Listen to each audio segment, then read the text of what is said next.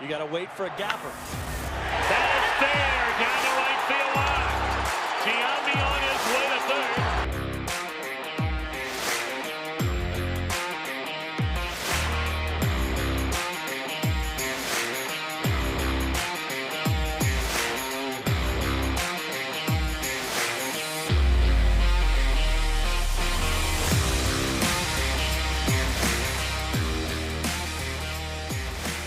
And they're going to wave him around. The throw misses a cutoff man. Shot into the plate. Out of the plate. Derek Jeter with one of the most unbelievable plays you will ever see by a shortstop. Live from Chatterbox Sports Studios, it's Off the Bench with Thom Brennaman. Morning. Hope your Tuesday's off to a great start. This is Off the Bench, presented by United Dairy Farmers. I'm Thom Brennaman. We're here every day, 10 to noon. You can join us on YouTube/Chatterbox Sports, Facebook/Chatterbox Sports.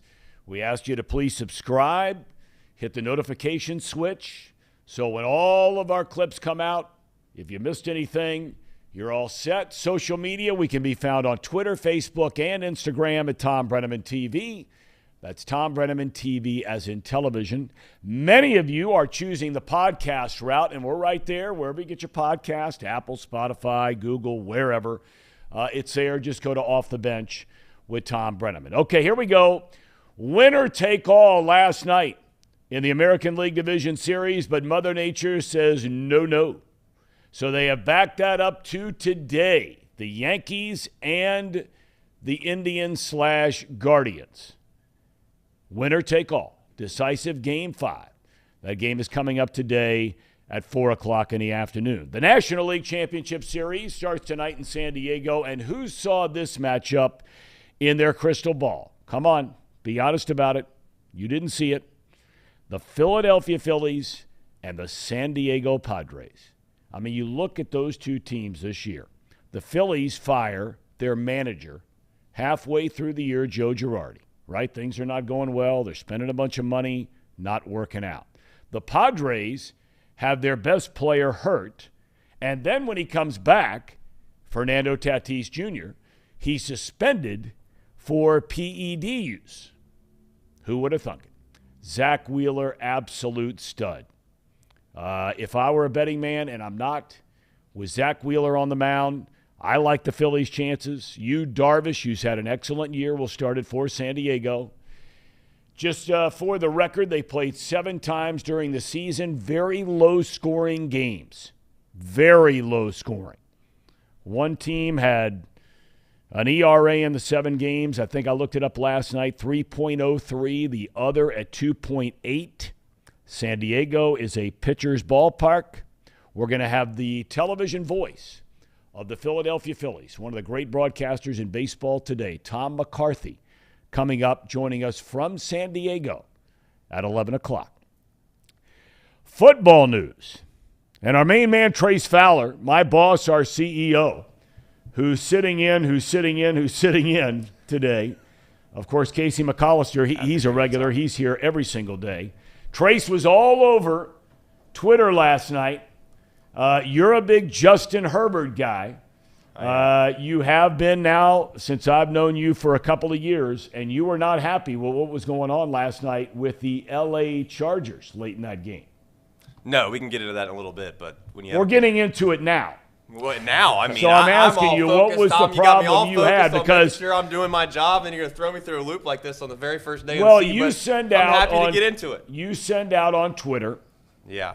That you were going to sit down last night and you were going to watch every pitch. Correct me if I'm getting this wrong. I was, Tom. First you time said in you were a long going to watch time. every pitch of the Yankees and the Guardians. They get rained out, so you made it a point to then use that time to sit down while your wife is putting your kids to bed and she's doing laundry and she's making dinner and she's doing all the other things around there, cleaning up after dinner.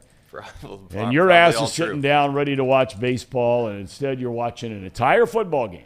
Yeah. And you got all fired up as your tweets came later about what was going on with your guy, Brandon Staley, head coach of the Chargers. Well, I haven't watched them a ton, obviously. I watched the Red Zone, which if you haven't watched the Red Zone on Sundays, you're missing out because that's probably the only thing that I would be watching on Sundays instead of watching the actual traditional broadcast. Forget you that. And my son, all you young guys. But you just can't sit down and watch a game. Well, that's okay. mean, we can get into that later, Tom. But at the same time, I'm the kind of guy that likes the mindset of you want to go and try to win a game instead of playing not to lose. And I felt like for a majority of the second half, and especially towards the end of the game, for whatever reason, the Chargers were playing not to lose, and in my opinion, ever since I seen that kid throw a ball at Oregon, I've liked him. I mean, there's not that many arm talents in the NFL, in the world for that matter, that can spin the ball like Herbert can. And if you got a guy like that, you got to use him to your advantage and throw the ball downfield. And they did not throw the ball downfield a whole lot. And there was they had 3 timeouts left, okay, on their own 25 or 30-yard line, with about 2 minutes left in the game, and they got the ball around the 4-minute mark. So, I mean, it doesn't take a rocket scientist to figure out what you're trying to do. You're trying to play for overtime, and it worked out for them. But that might largely just be because the other side of the ball was terrible, and maybe that was their plan all along. I don't know. Casey, did you watch a game? I did not. I was not going to force myself to watch another Denver Broncos primetime game. But I should have watched the first half because I was like, oh, this is turning out to be a pretty good game. It was like, I'm looking here, 13-10 at halftime. I was like, okay, I'll check it out. Watched like the first couple minutes of the second half, and I was like, God. Well, that's when the wheels fell off. I mean, it was an exciting first half. Russell Wilson looked like the old Russell Wilson. There was a point in time he was 10 for 10 in that first half. Took him down the field right before halftime, kicked the field goal to take that 3-point lead. And then the wheels fell off on that game. Neither team was sharp at all. L.A. was good enough to win it 19-16. It's rare, and that was in overtime, by the way. It is rare that you call a kicker a gamer. And I've never had anything against kickers. I've worked with a lot of guys who are former players that were not kickers, that don't like kickers at all. That's just the way they are. A lot of coaches don't like them. And I never understood that because those guys can win games for you, and they can certainly lose games for you. But that Dustin Hopkins last night, he had a bum leg. He kicked 4 field goals, including the game winner. And every time he kicked, he fell down on the ground, writhing in pain. But he found a way. He didn't do the kickoffs as the game went on. But I give it up to the guy. I mean, I really give it up to the guy. He was clearly hurt, but when they needed him most, he delivered the goods. So the Chargers, despite not looking very good so far this year, they go to 4-2 on the year. Denver, this season is falling apart. And I don't know what's going on with Russell Wilson. He's too young. He's too talented to all of a sudden look like a guy who is at best an average quarterback. So far this year, you could certainly make the case less than an average quarterback. Is it coaching? Is it the offense? The offensive line's all beat up. That was well documented last night by Troy Aikman. A lot of injuries. One guy, their starting left tackle, broke his leg last week. So, they're piecemealing things together with a lot of backup guys, but he doesn't look like the same guy. Well, Deion Sanders has had this take for quite some time, and I respect Deion Sanders' opinion. He's actually he's been out on Russell for a while, and I think he's basically explained to anyone that would listen that he felt like when he was in Seattle that he was not really that great of a quarterback. He just was surrounded by a bunch of guys that could play and go get it, and for whatever you want to call it a system quarterback, call it however you wish. He would always explain that once halfway through the season, teams started to see what Russell was doing, he would always get figured out.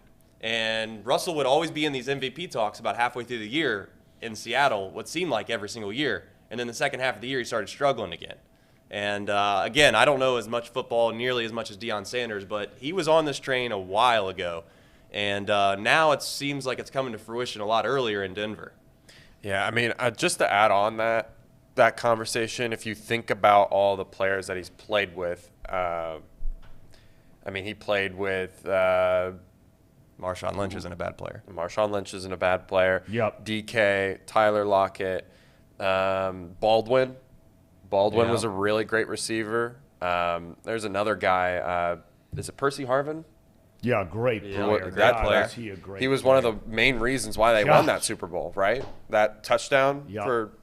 So, I mean, I don't disagree with what you're saying, what Dion's saying, with being surrounded by a bunch of great talents. But it's kind of the same reason why I don't like the other quarterback in this game, Justin Herbert. He just throws it up to his guys, and they go make a play. Mike Williams is a great deep ball guy, and he just throws it up and makes a play. When he doesn't do that, he struggles, as you can see in this game. He didn't throw it deep. Well, we what were about doing your some, boy, we though? were doing some research earlier this morning, and it popped into my head watching that game last week. And why wouldn't, or last night? Why wouldn't it every time you watch Denver? I mean, it's 15-12, it's 12-9, it's 19-16 last night. And I got to thinking, I wonder. It seems like, and I thought about this yesterday, but more about it this morning. I wondered, is scoring down in the NFL, and are defenses finally catching up to offenses? Now, 2 years ago, it was the highest scoring season in league history. The last 2 years, that has started to go down. And so far this year, for the first time in forever, the over-under is roughly 50-50 in games this year. Scoring is down on average 5.5 points per game. That is a significant difference. And you look at, we follow the Bengals, obviously. The game against the Ravens, this isn't a typical Ravens defense, right? Bengals defense is pretty good. They haven't given up a second-half touchdown in 6 games. 6 games. First time since 2000, right? Right. But I don't know if anybody – I mean, the Bengals defense is not the 85 Bears, okay, or even the Ravens that won a Super Bowl. But you look across the league, games like the other day, Buffalo and Kansas City, high-scoring teams, players all over the field on offense, 23-20 final. I think defenses have caught up. Or is all of those elite quarterbacks that we had possibly in this league that we took for granted for so long, your Brees, your Bradys, your Mannings, your Rodgers, we had 5, 6, 7, 8, 9 Hall of Fame quarterbacks possibly in the NFL at one time. Is that new wave of quarterbacks just maybe not as good as the old guys? That's a legitimate question. And then therefore the scoring's just down a little bit right now? I mean, all of the rules have been catered to the offense. So that shouldn't be a reason. It's a good question. It's a good thought. All I know is the numbers, in this case, they don't lie. And you can make stats into whatever you want to make them. But clearly, there are a lot of good quarterbacks out there. I mean, it may not be Manning and some of that Breeze and that group. Brady, he's still playing, but it just seems like that's the way most of the games in the NFL are going right now. The Bengals, they are off today. They're off every Tuesday. But they start getting ready tomorrow for the Atlanta Falcons. I think a lot of us looked at that game before the season started and said, well, that's automatic. Don't look now, but Atlanta is tied for first place with Tampa Bay in the NFC South. And boy, do they run it. I mean, they run it. Their leading rusher, Cordero Patterson, receiver turned running back, has been out the last 3 weeks. They still ran it 40 times on Sunday. They rarely throw it. When they do, Marcus Mariota, right? Everybody's saying a bust. Well, right now, not too bad. They beat the 49ers on Sunday. Mariota threw the ball 14 times. He was 13 for 14 and 2 touchdowns. And he can still run it. So this is not going to be a pushover. In fact, I don't think the Bengals, the way they're playing right now, yes, they won on Sunday. I don't think that you can look at any game and say that the Bengals have a pushover as far as a win is concerned. That game is Sunday at 1 o'clock at Paycor Stadium, and the Bengals an early 6-point favorite. Other news and notes. Robbie Anderson, wide receiver, used to be with the Jets, then with Carolina, right? He melts down on the sidelines the other day, goes off on an assistant coach, gets into it with the interim head coach, Steve Wilks. Carolina ran him off the field right in the middle of the game, and now they've run him off to Arizona in a trade yesterday. I've noticed many in Baltimore are screaming and yelling, with not having many weapons for Lamar Jackson, that they should have traded for Robbie Anderson. I don't know much in this world, but trust me, Robbie Anderson ain't a John Harbaugh type of guy. That ain't happening in Baltimore. Tua is back, preparing to start this Sunday against the Steelers. He last played against the Bengals on that Thursday night game a couple of weeks ago when they took him off on a stretcher. He is slated to start the game this week. Good for him. Good to see him back. I don't know how many people care, but the NBA starts its season tonight. Pair of games, Philly and Boston. The LA Lakers against the defending champion Golden State Warriors. Is Draymond Green? You're a big NBA guy, Trace. Is Draymond Green playing in that game tonight? I have no clue because I'm not an NBA guy, as I think you know. But I'm curious if he's playing tonight. Does it really matter? I mean, half the league makes the playoffs, and they play like 80-some games. Well, I'm just wondering, Draymond, I mean, he drops his teammate in practice. And I'm wondering if he's playing tonight. We'll find out. College basketball. And I know you're a big college basketball guy. Casey, we've learned that you're not much of a baseball guy. You're new to baseball. You're learning it. You're trying to embrace it. Yep. Football, you're dialed in. Are you a college basketball or NBA guy? I will follow UC Bearcats. And if Xavier does well, I'll follow them. But I'm not, like, super dialed in. I know more about basketball. I understand the game better than I do baseball. But baseball's not super hard to understand. But the analytics side of things, like, I don't understand any of that. But basketball, I'll watch March Madness. I'll make a bracket. And, of course, like, week one, it'll be blown up. But, yeah, I enjoy basketball. I enjoy the tournament. When that comes around, I really would start watching that. Well, the Blue Bloods are where they always are, right? When the rankings come out yesterday, North Carolina ranked number 1. First time in a long time that's happened for the Tar Heels. Hubert Davis has it going on down there. Gonzaga number 2, Houston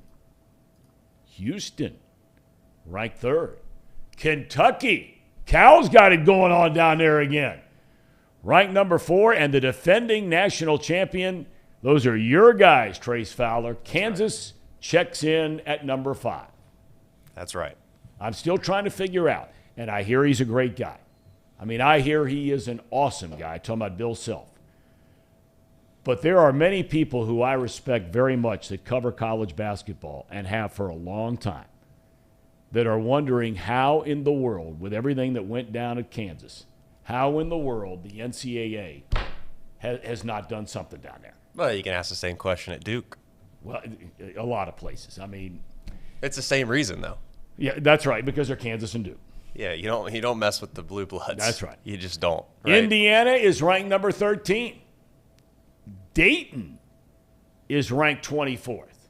No UC, no Xavier, no Louisville, no Ohio State. Coming up on the show later today, we'll be joined by Wes Rucker, or so we think, senior writer at Go Vols 24/7 Sports at CBS Sports. And he's going to talk about the Volunteers' thrilling win over Alabama last weekend, talk about that whole scene down there. And then, of course, apparently he crossed the border like millions of others coming back from Mexico. He is back in the United States, and he will join us at 11:35. We have a big crowd with us on YouTube already. Let's see what everybody wants to talk about here real quick. Bob, thank you. Green is playing tonight. Andrew says Robbie Anderson is a clown. Andrew says Cordero Patterson being on IR really helps the Bengals. They're still running it pretty good. Riley Solberg commenting about my attire here today. Well, Riley, I walked out the door, forgot a regular shirt, and this is what we get. I like it. I like the look. Okay. Well, thank you.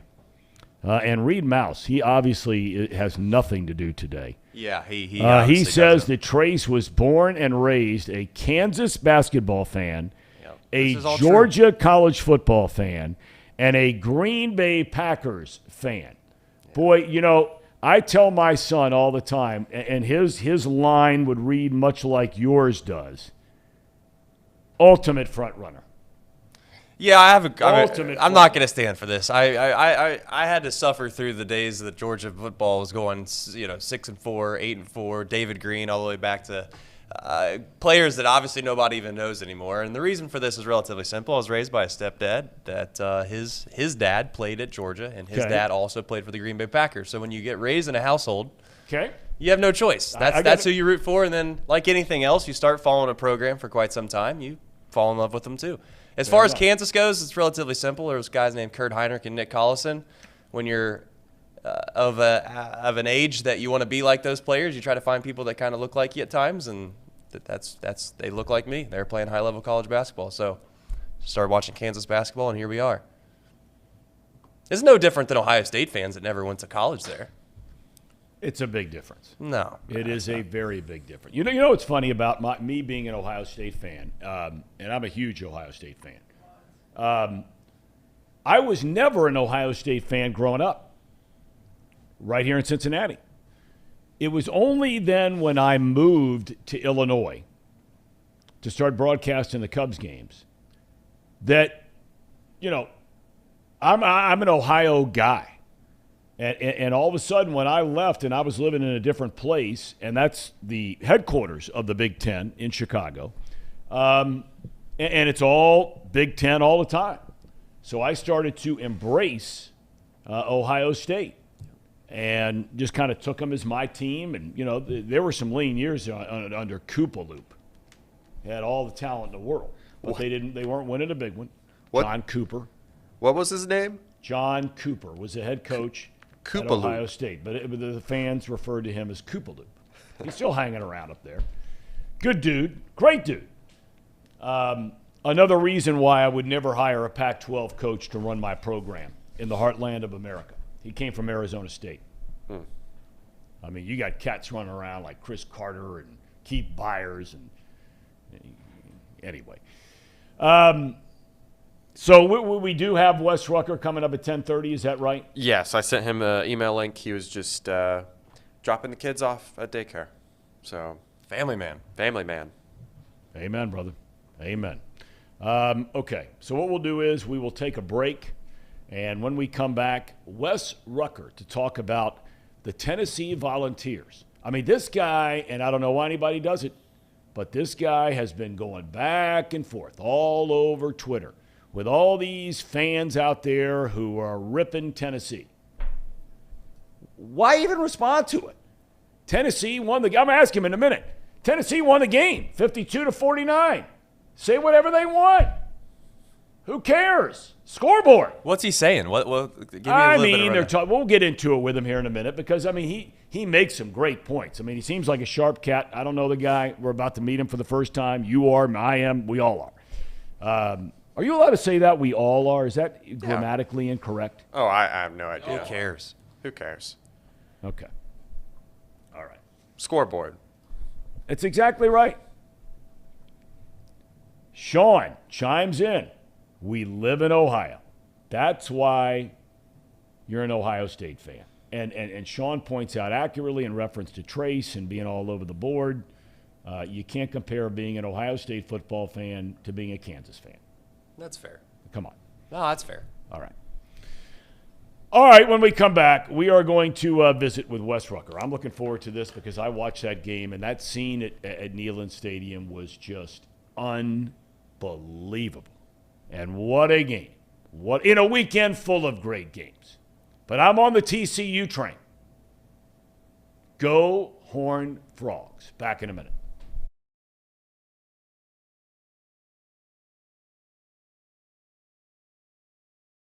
Book, he's got FSB. FS what? FSB. It's short for fatal sperm backup. Oh my God. Thom, see, the married men know what I'm talking about. I didn't have this until I got married, but I've got the affliction a little bit at times. And Thom, do you ever suffer now that you don't have that job with Fox and you're not bringing home the big checks? Do you have FSB? You know what? I get it. I totally get what you're saying. There's a lot of truth to that. I can't believe I'm admitting this on a show we're just starting. That we're talking about the acronym of FSB. What is that it? what you said? Say it, Thom. FSB. No, not the acronym. Say the whole thing. The three words. Sperm backup. Is that right? There we go. Okay. Hey, Thom, you know, we've experienced it since we got married, but ask those two guys, the producers. Now, they've experienced that their whole life, so they really don't see any adjustment. They've experienced it. They've had it their own life. Well, I thought you were making the argument that this only hits married men. I thought that's what you were saying. These guys aren't married. Well, I know, but they're not getting any. So they have FSB. If I'm giving you some advice, I would stay away from gritties. I would just keep it to a simple 2-step. And I think baby steps. Whoa. What? You would stay away from gritties? Why? You said you haven't seen it. I might have been great on it. All right. I'm not going to place judgment yet. But based off of the information you've already given me, saying I'm an older white guy, you're already setting yourself up for something that I'm going to look at and I'm going to be like, I don't know about this one, Thom. I don't think you need to go hoodies and stuff. I think you just have to sacrifice something for the greater good of Houday. If you want the wins, you got to scruff it up a little bit. Okay, I'll scruff it up Monday. I'll let it grow all weekend long and I'll come in scruffed up Monday. Is that cool? If we win, though, you know what's going to happen. Everybody that's watching this now is going to say, Thom, you got to keep the beard going. That's fine. I got no problem with that. Okay. I got no problem with that at all. My wife would be cool with that. go. And no problems, no issues whatsoever. She doesn't like me much anyway. So, hell, what's the difference if I have a beard or don't have a beard? It's safe to say that yours truly a little slow out of the gate. But it's like in the distance when you're on the prairie and you're somewhere out in Montana. And all of a sudden you hear this rumbling starting. And you're wondering or say, better yet, you're in Colorado because that's a louder rumble. And all of a sudden you're wondering what's going on and you turn around and you see this dust and this dirt up in the air in the distance. And here come these buffaloes in mass, storming, straight ahead, power, speed. That's where I am in this picking. Started slow. But I'm like that herd of buffalo that you can hear and you can see and you can sense and you can feel down the road coming to get you. And I'm coming to get Casey and Brandon. No. I mean, how prophetic was that? I said, here I was coming in the picks.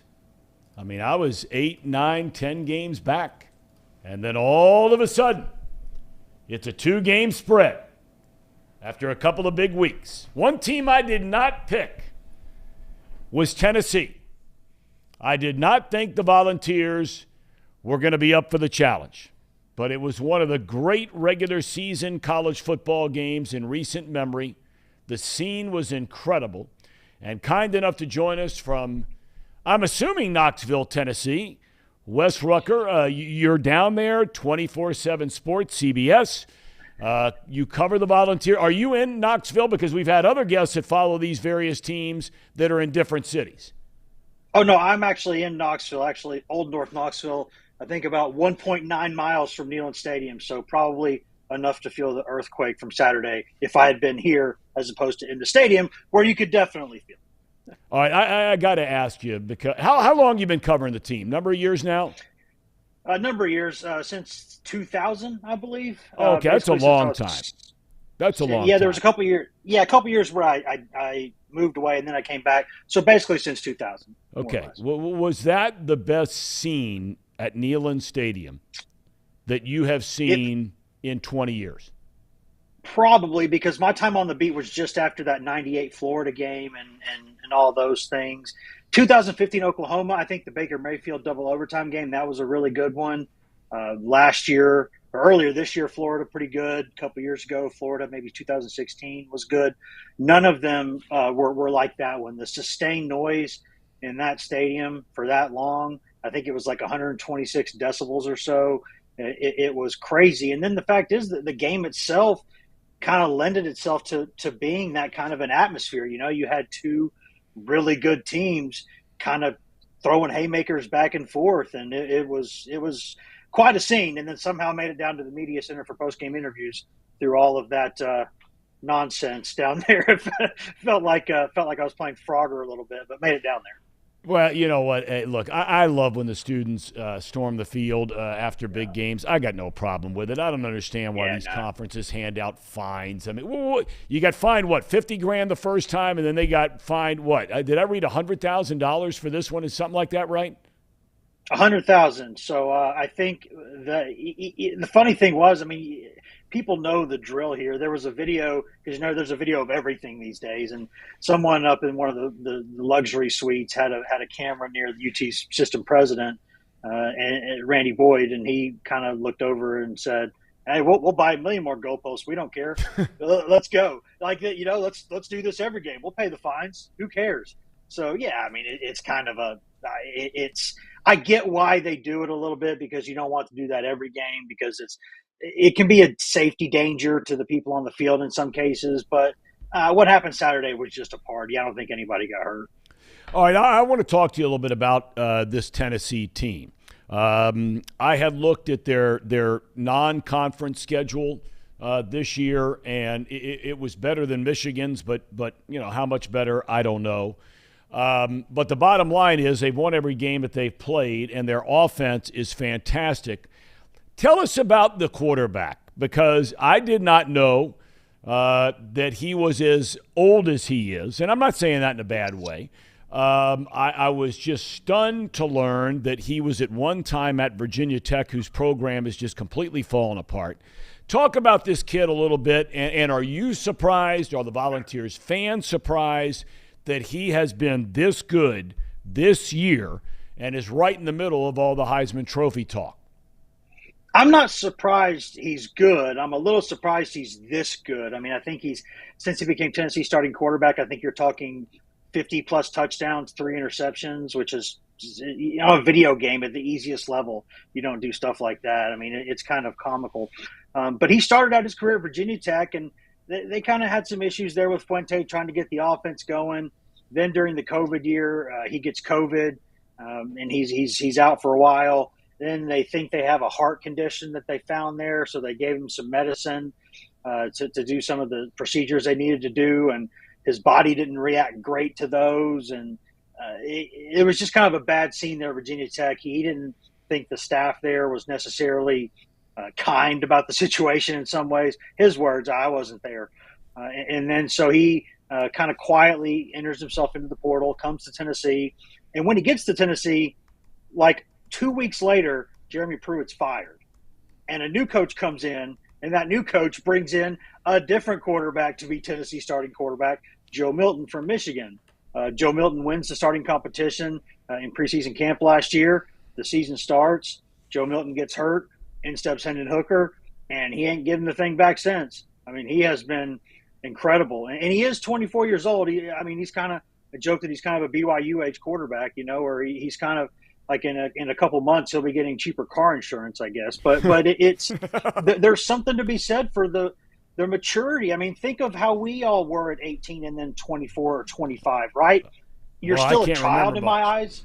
Yeah, like you're still, like in my case, I'm still a child at that point, but less of one, certainly than I was at 18 years old. So, some of the guys call him Uncle Hendo, and he just kind of has this aura about him. He's really professional, goes about his business.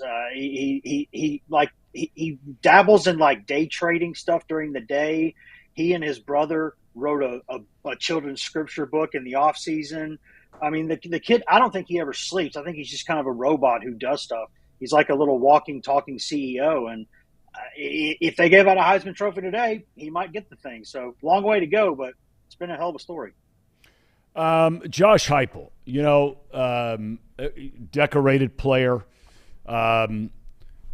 South Dakota guy. And sometimes you see guys, move from different parts of the country and they go here and they go there. And that certainly has been the story for his coaching career. But when I just look at him now and I listen to him, and he's got the cigars going when they win and the whole 9 yards, I mean, he seems like Tennessee, after trying one guy after another guy after another guy, they have found their guy. They found a guy who's comfortable in town for sure. And for people who haven't been to Knoxville, it's difficult to explain. It's like if you want to call it a city, you can call it that. If you want to call it a town, you can call it that. The metro area is like 1 million people now, but it's spread out a little bit.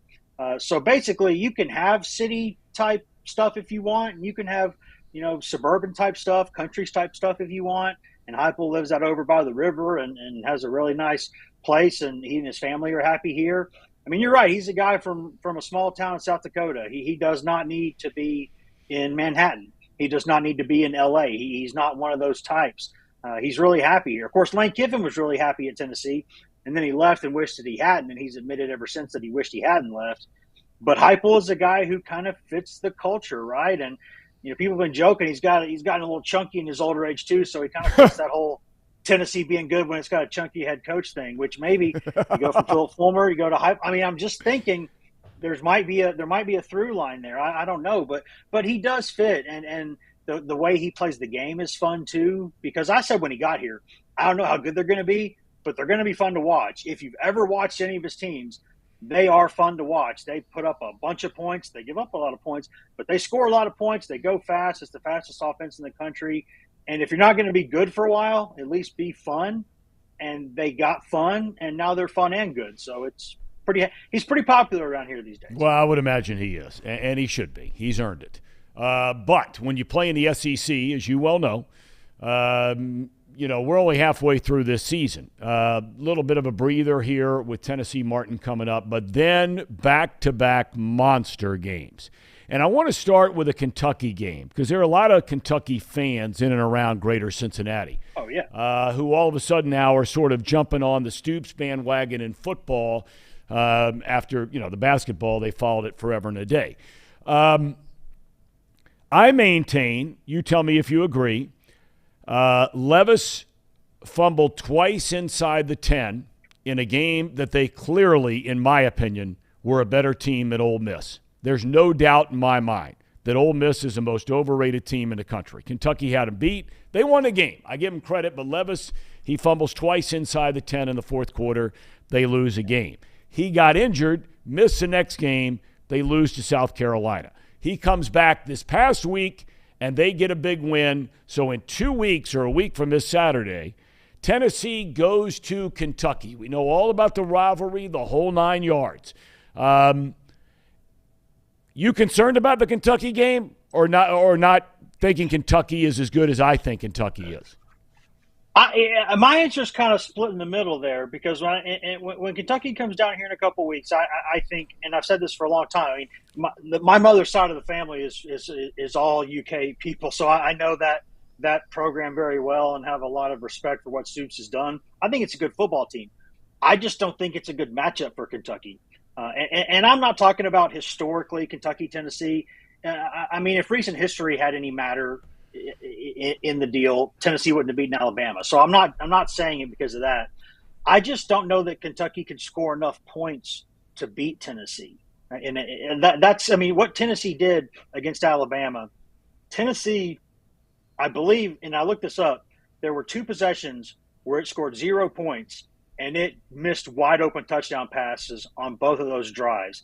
And it still scored 52 points in that game against Alabama. It's what Tennessee's doing on offense, frankly, and it hasn't had one of the best wide receivers in college football the past 3 weeks. He didn't play against Alabama, didn't play against LSU, didn't play against Florida. He'll be back by the Kentucky game, and he'll add to that offense even more. And Tennessee's defense is solid up front, pretty bad on the back end. So Kentucky's going to put some points on the board. I just don't think if it gets into a track meet deal like that, I just don't think that's the kind of game that Kentucky's going to win, especially in Knoxville. So I think it's a good team. I'm not saying it's a better or worse team than Tennessee because I think it's just a matchup deal. Yeah. I think Kentucky could win that game, but I think Tennessee will win that game. Couldn't you make that same argument for the Georgia game, which is coming up the following week? I mean, I know Georgia put up a bunch of points on Vanderbilt, but I mean, you, me, and 9 other guys could probably do that. But their defense has been phenomenal. They're the defending national champs. Yep. I think that game is in Athens, right? Mm-hmm. Okay, so looking ahead, and I know that's 3 weeks out, but that's going to be the game everybody's looking at right now in the SEC. Any early kind of feel on your part for that game? I still think Georgia would win that game. I mean, I thought Alabama would win on Saturday, candidly. I said Tennessee would cover, and I felt pretty strongly about that because I thought that spread was way too large with the way those teams are playing. But I thought Bama would win the game. Going down to Athens, unless something crazy happens the next couple of weeks, I'll probably pick Georgia to win that game. And it's not that Stetson Bennett's been playing great. He was so good to start the season. But I think the difference when I look at like a Kentucky and a Georgia, Kentucky's got a better quarterback right now, certainly. But Georgia's kind of, I think, better everywhere else offensively. And I know that Rodriguez, dude, that's a nice running back. That's a nice running back. He'll get some yards for you. He's nice and physical. I just think Georgia is a little bit better defensively, obviously, than Kentucky is. And I think also just Georgia has more guys on the perimeter, I think, who scare you a little bit than Kentucky does. But I will say this. There's a young man at Kentucky who's a freshman, Barryon Brown from the state of Tennessee, who is an incredible athlete and is the kind of skill guy they haven't had in that program in a long time. I should have mentioned that when you mentioned UK earlier. That kid is very, very good, and he's going to have a nice career there. But I think Georgia just has a little bit more athleticism, a little bit more speed. And when you look at what Tennessee struggles to do, if you run right at Tennessee, they're, I think, one of the top 5 or 7 rushing defenses in the country. They're terrible against the pass, but you can't run right at them. Even Bama barely got 100 yards rushing against them. So, and that Kentucky kind of needs that to get going. Whereas Georgia, I think with Bowers and Washington and some of those wideouts, I think they can open it up a little bit more. So that's why the difference in my mind. Would it shock me if Tennessee won at Georgia? No, at this point it wouldn't shock me, but it would surprise me. So it sounds like when all is said and done, outside of being shocked, that if you're looking into your crystal ball, who's been covering SEC football forever and a day, we ultimately get back to Georgia versus Alabama in a championship game, assuming, of course, that Alabama can beat Ole Miss on the western side of the bracket. Probably. And I think what's really interesting to me, Tom, is we've kind of been joking about what we're all calling the doomsday scenario. And that's that at the end of the regular season, you will have 3 or 4 one-loss teams in the SEC. Because what happens, let's say, if Alabama beats Ole Miss, but so Ole Miss doesn't lose the rest of the season. Georgia beats Tennessee, doesn't lose the rest of the season. Georgia and Bama play for the title, and then like Alabama beats Georgia. Right. You've got 4 one-loss SEC teams there who all will have, except for Ole Miss, I suppose, would have beaten each other in some way, and you've only got 4 playoff spots for now. So that would be what and of course, since it's Murphy's Law, I think it's going to happen probably. And that'll be fascinating. But I think at the end of the day, I think Tennessee, will probably go down in a pretty good game in Athens. And I think Georgia or Bama will run the table. Saban usually gets that thing flipped at some point. I'm kind of surprised it hasn't happened yet.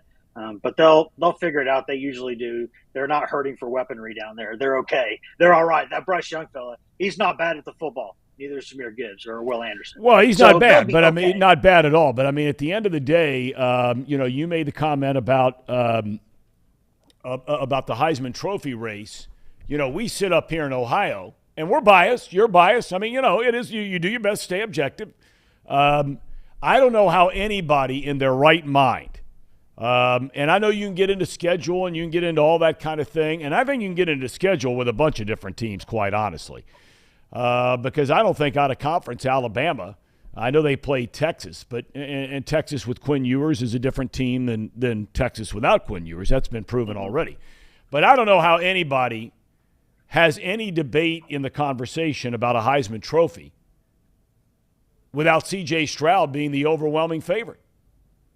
I think he's the favorite right now, and I would probably get lined up against a wall and shot right now in Knoxville for saying that, to be honest with you. But in all candor, I am a Heisman voter and have been for, I don't know, 10, 12 years, something like that. I don't know. I'm getting older. But if I had to pick right now, I'd probably pick Stroud, and I would put Hooker second, and then I would have to move my family out of here. But, I think that there's a long way to go, and I'm actually selfishly a little bit nervous, not because I'm only nervous because I've always joked that since I got a Heisman vote, I never wanted there to be a year where a Tennessee player was a legitimate contender to win it, because I'll never vote on anything without telling everybody exactly who I voted for. It's kind of my policy. I think transparency is the way. And I would hate to be like, can you imagine living in Knoxville and being like, oh, I think Charles Woodson deserved that Heisman over Peyton Manning. Just, it's dangerous a little bit, I get it. Maybe not. I would probably go. I think Stroud right now would be the favorite, and maybe runaway favorites a tad strong, but not much. He's the guy right now, I think. But Hooker's right there, and if they go down to Athens and beat Georgia, then it gets really, really serious. But right now, I still think, to me, it's hard. And how can I even take away from Bryce Young? Look at what he did in that game. I don't know that I've ever seen a kid who's that age who has that much awareness in the pocket. Bryce Young is a freak. But I think, and whoever drafts him will be loving it. But I could say the same thing about Stroud. He's phenomenal. Yeah. Now, I got to ask you, I was joking around before you came on. I am brand new to social media, and I'm only on it because we're trying to promote this show, which just started about a month ago, okay? So I'll jump on there, and every time I come on, you're on there battling with all the haters, and Lord knows Twitter is just loaded with hate, okay? We both know that.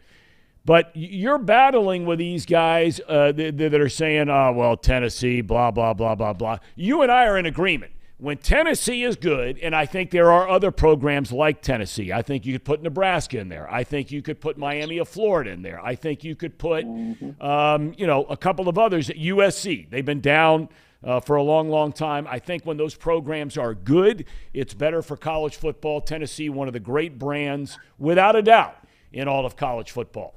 But why are you arguing with these people? All you have to do is just say scoreboard. You just beat Alabama.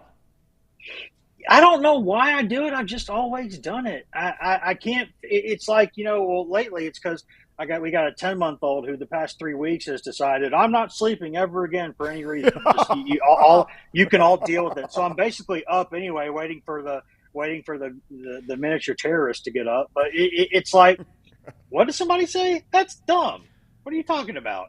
Because it was funny because I couldn't believe that when I had the audacity to say that, like, the 9th winningest all-time program in history, the 7th wealthiest program in the country, one of the most recognizable brands around with that unique color and the checkerboards. When it's good for college football. Yep. I thought that would be a pretty innocuous statement, but I angered somehow. It's not just the fans, like other media. I was like, guys, have you just been covering this for like 8 years? Like, have you read a book? Do you read numbers? Have you seen these crowds too? Like, do you see merchandise sales numbers? Do you see TV ratings numbers? What planet are you on? I don't think college football needs any single program to be good. I just think some programs being good help. And I think Tennessee's one of those programs. But, every boss I've ever had is asking the same question, Tom. I don't know why I do it. I just like to poke and prod, I guess. I wish I had a better answer. My wife probably thinks I'm a toddler too. I've always been me. I'm not smart enough to be anything else. I could not in my life pretend to be something I'm not because I'm not smart enough. So I just have fun. Wes, I love your style, man. I love your passion. I mean, take them on. Take them on because everything you just said is spot on. When Tennessee is good, it is good for college football. That scene, that stadium, that crowd when there are big games, and Lord knows better than anybody else, there haven't been a lot of those in recent years, and to have them back for however long they last. Do you think, the last question I'll ask you, because we've seen some teams that will pop up and have a good year here, good year there, Florida, I maintain all the time, they've never been the same since Urban Meyer walked out the door. Whether you like Urban Meyer or not, it's a fact. They've not even been a factor in the national conversation for a championship since he left. Do you think that this is the beginning of a new era at Tennessee for winning football? I think it's going to be the beginning of an era of better football for sure. Now, is it going to be consistently elite football? I don't know. You're going to have to – Hendon Hooker's a special guy. And when he leaves, you've certainly got talent. I mean, next year, one of the best quarterback prospects anyone's seen in the past decade, a kid named Nico Iamaleava from California, is coming 3,000 miles across the country to play at Tennessee. And his high school tape is unbelievable. And he is – really, really good. So he'll be stepping into that offense, or Joe Milton will win that job, and then it'll transition to him at some point. But they are recruiting consistently at a top 10 level. They're not going away. But the thing about the SEC, and this is what makes it great and terrible, is that the other guys aren't stopping. Alabama, Georgia, these guys, LSU, they don't stop. They keep going. They keep going. And there's places like Kentucky, places like Ole Miss, now even State with Leach. There's places that you used to think, Arkansas with Pittman, that you used to think, oh, well, that's going to be a win. It's not a win. It's not a guaranteed win. You got to go out there and play. And that's what I think makes it fun. It's kind of like the Premier League in soccer. I think that's what I kind of refer to the SEC as. It's like it's other than, sorry, Vanderbilt, other than maybe that game, you kind of got to strap it up and go play. I mean, Georgia went to Missouri and almost lost. It's the margins are so fine in this league. And I'm not a huge NASCAR guy, but I know enough to know that if you're on those big tracks and you lose the draft, you're not catching it for a long time, not until it comes around and laps you probably, or you get a caution. So they're going to have to keep going. But I think with what they have, I think this offense, it kind of reminds me of like when Spurrier came into the league in the 90s and just kind of people are like, whoa, what do we do against this offense?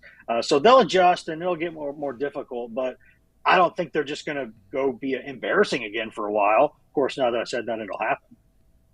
Wes, we can't thank you enough for your time, young man. And if you don't mind, we'd love to circle back with you again here maybe a couple weeks from now, 3 weeks from now, if everything goes according to plan, up until Ohio State plays Michigan, the last game of the year, if everything goes according to plan.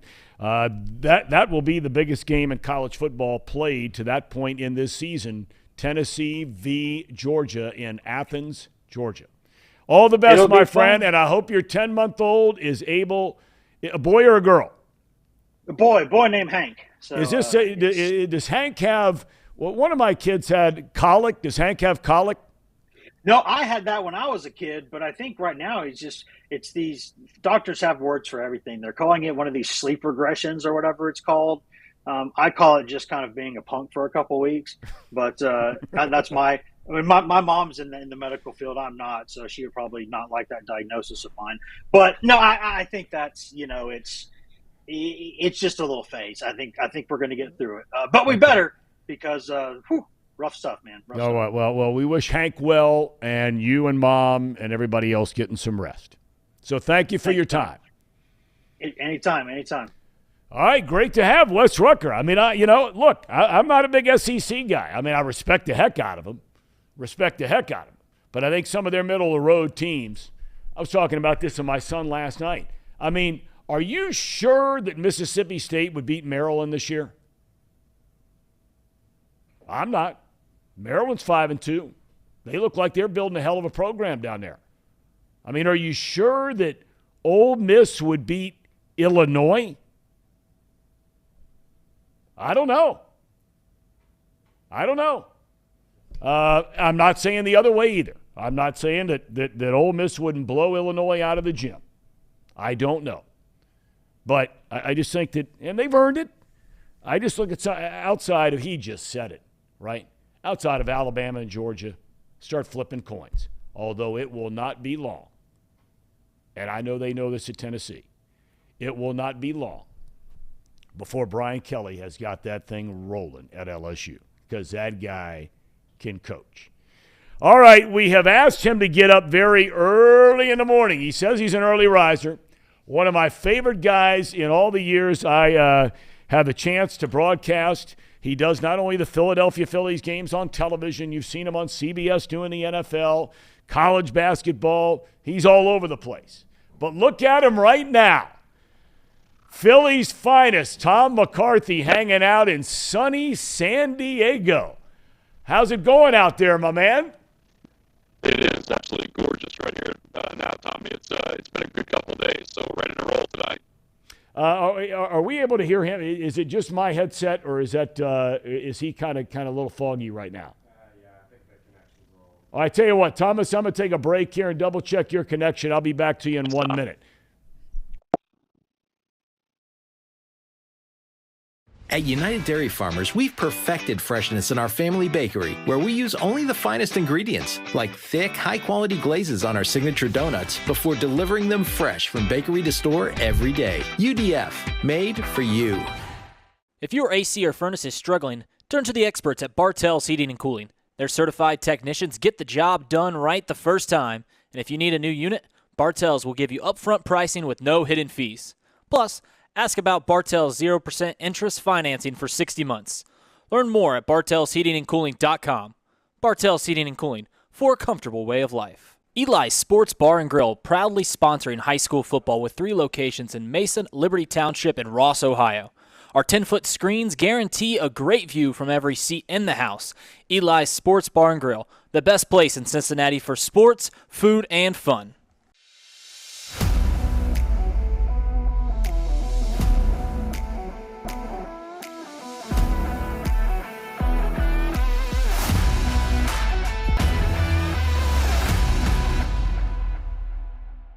Where can you turn when you're in pain? Turn where more high school, college, and pro athletes turn. Where your neighbors and weekend warriors turn. Turn to Beacon Orthopedics and Sports Medicine and get superior care on your schedule. That's the Beacon difference.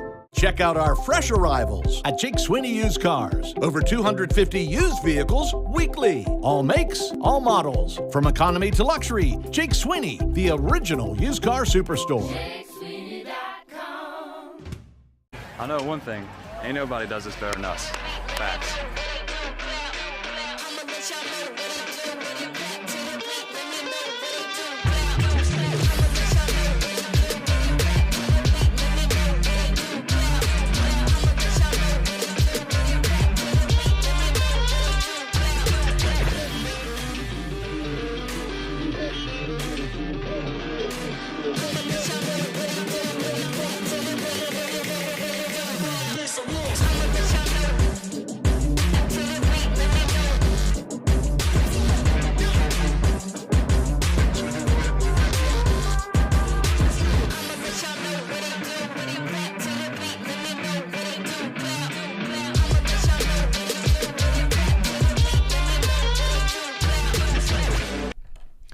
All right, welcome back to Off the Bench, presented by United Dairy Farmers. We are all squared away now with our buddy Thom McCarthy from San Diego. I mean, you got to be so excited, right, Tom? I mean, you know, it's been a long time waiting for the Philadelphia Phillies to get back to the postseason after they had that really good run there with Chase Utley and Ryan Howard. You were around for all that. But is the excitement level even higher now than you would have even thought? Yeah, I think it is, Tommy. I mean, it's funny. I never took the postseason for granted, ever, because I know how hard it is to get there. But being back here, you realize just how special it is. I mean, there's nothing better than postseason baseball. And the excitement in Philadelphia, I mean, that ballpark is loud when it's sold out, but, man, it was so loud the last couple of days. It was pretty incredible. You know, it's interesting, and you backtrack to the way this season began for the Phillies. And it's been well documented, talked about. I've known Joe Girardi for a long, long time. I was a broadcaster for the Cubs when he was a player there. You could tell if he wanted to do it, he was going to be a really good manager. He proved himself to be a very good manager, both with the Marlins and the New York Yankees. He gets a chance in Philly. What happened? Really good question, Tommy. I don't know, honestly. I do think that our current skipper, Rob Thompson, is so even-keeled. That's the biggest difference, I think, that we have now compared to when Joe was in charge. I mean, I love Joe. I respect him an awful lot. I thought he did a lot of really good things to kind of stabilize the franchise on the field. But I do think that there's a little bit more of a relaxed intensity with Rob Thompson. It's kind of interesting because he's learned under Joe for so long, but he also learned under Joe Torre, and I think that he has a lot of Joe Torre in him, and I think that has translated really well to this group of guys. It really has. I mean, there's no tension. It's very relaxed. It's just a different feel. You know, when Nick Castellanos leaves Cincinnati and they weren't going to sign him, and the Phillies do. Now, you talk about an intense dude, right? I mean, there are intense guys, and then there are intense guys, and Castellanos is right at the top of that intensity list.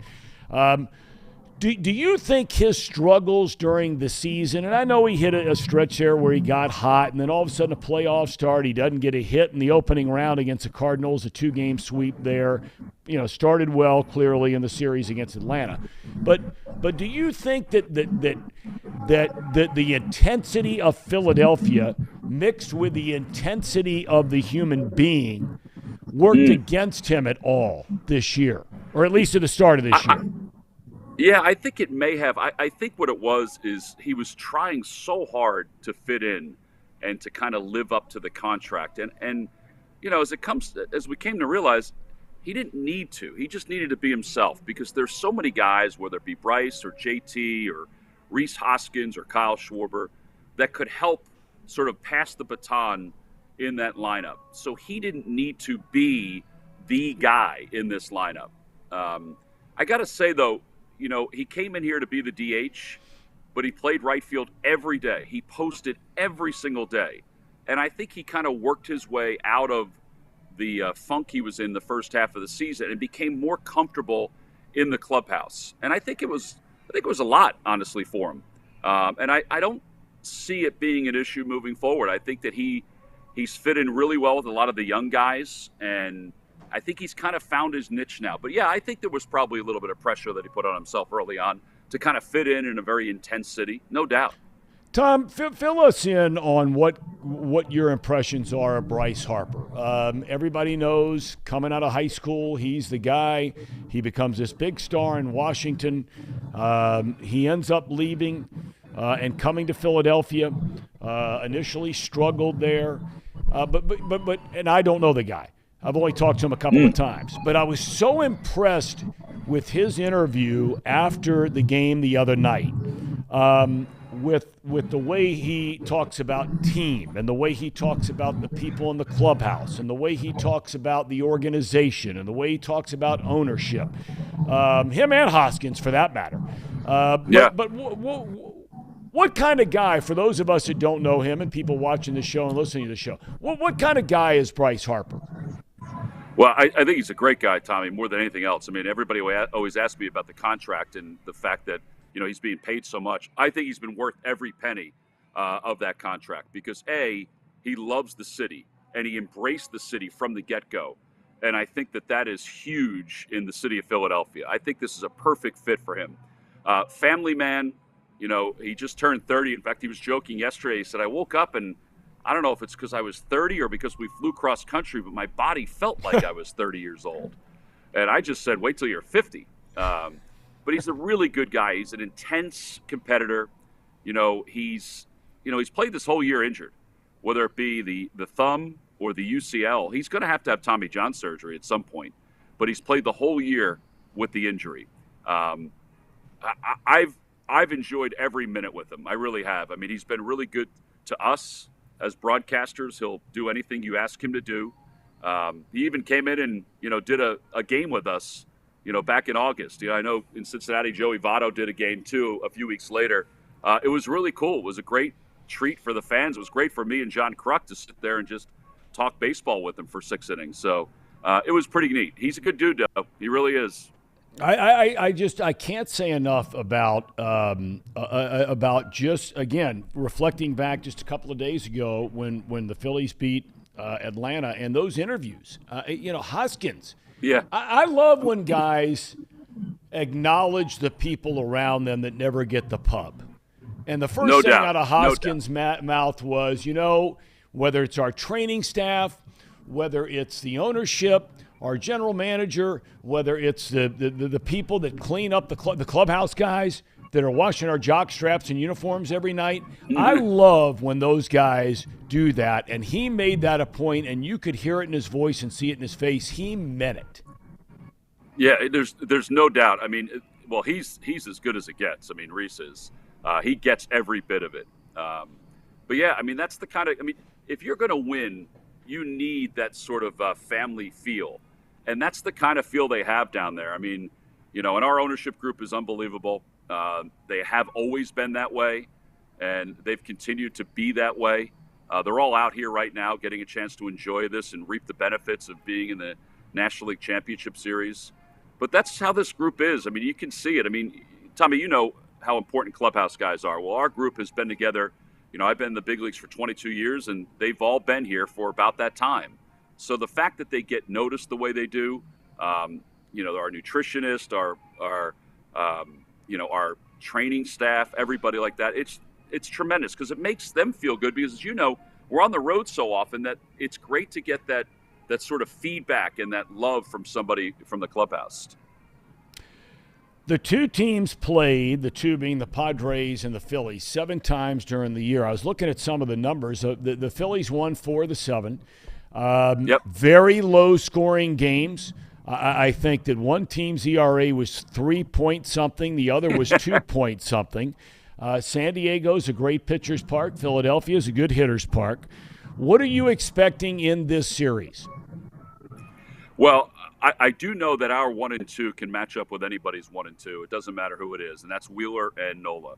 But I do think that they probably have a little bit more depth in the starting staff. The numbers sort of pan that out. I am expecting a very even series because I think these two teams are very similar offensively. If you look at the runs scored, the home runs, all that stuff, it's going to come down to pitching. I mean, it is.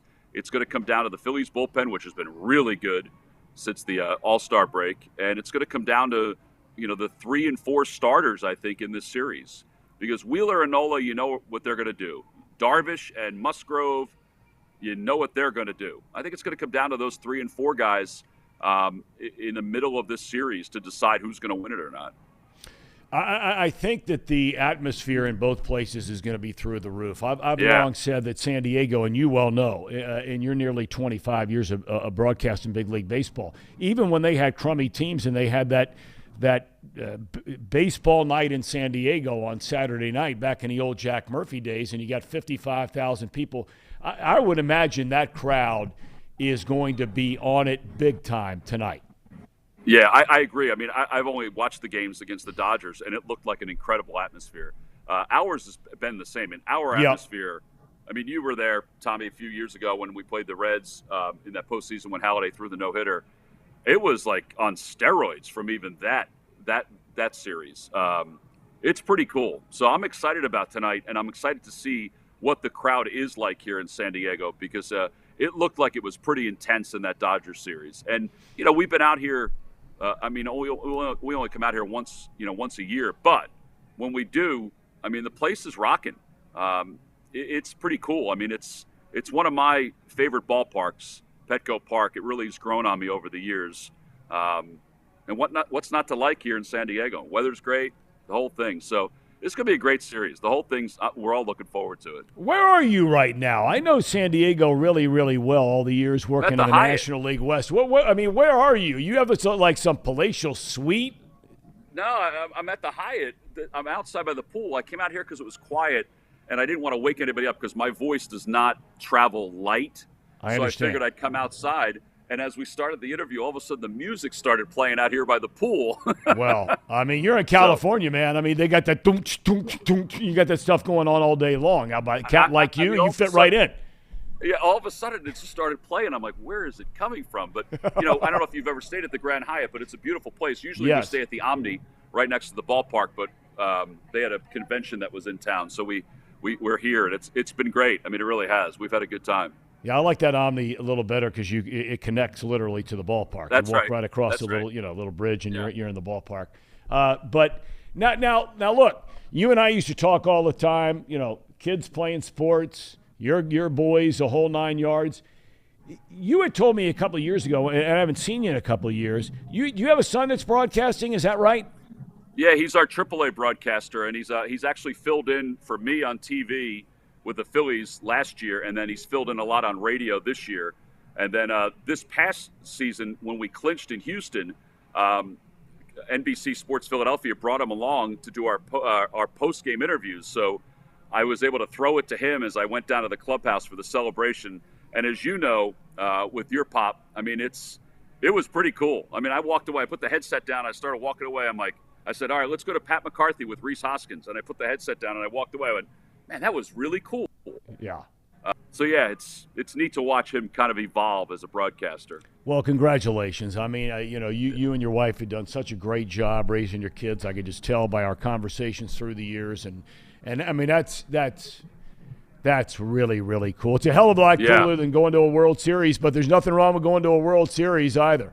When this whole thing, this is the last thing I wanted to ask you.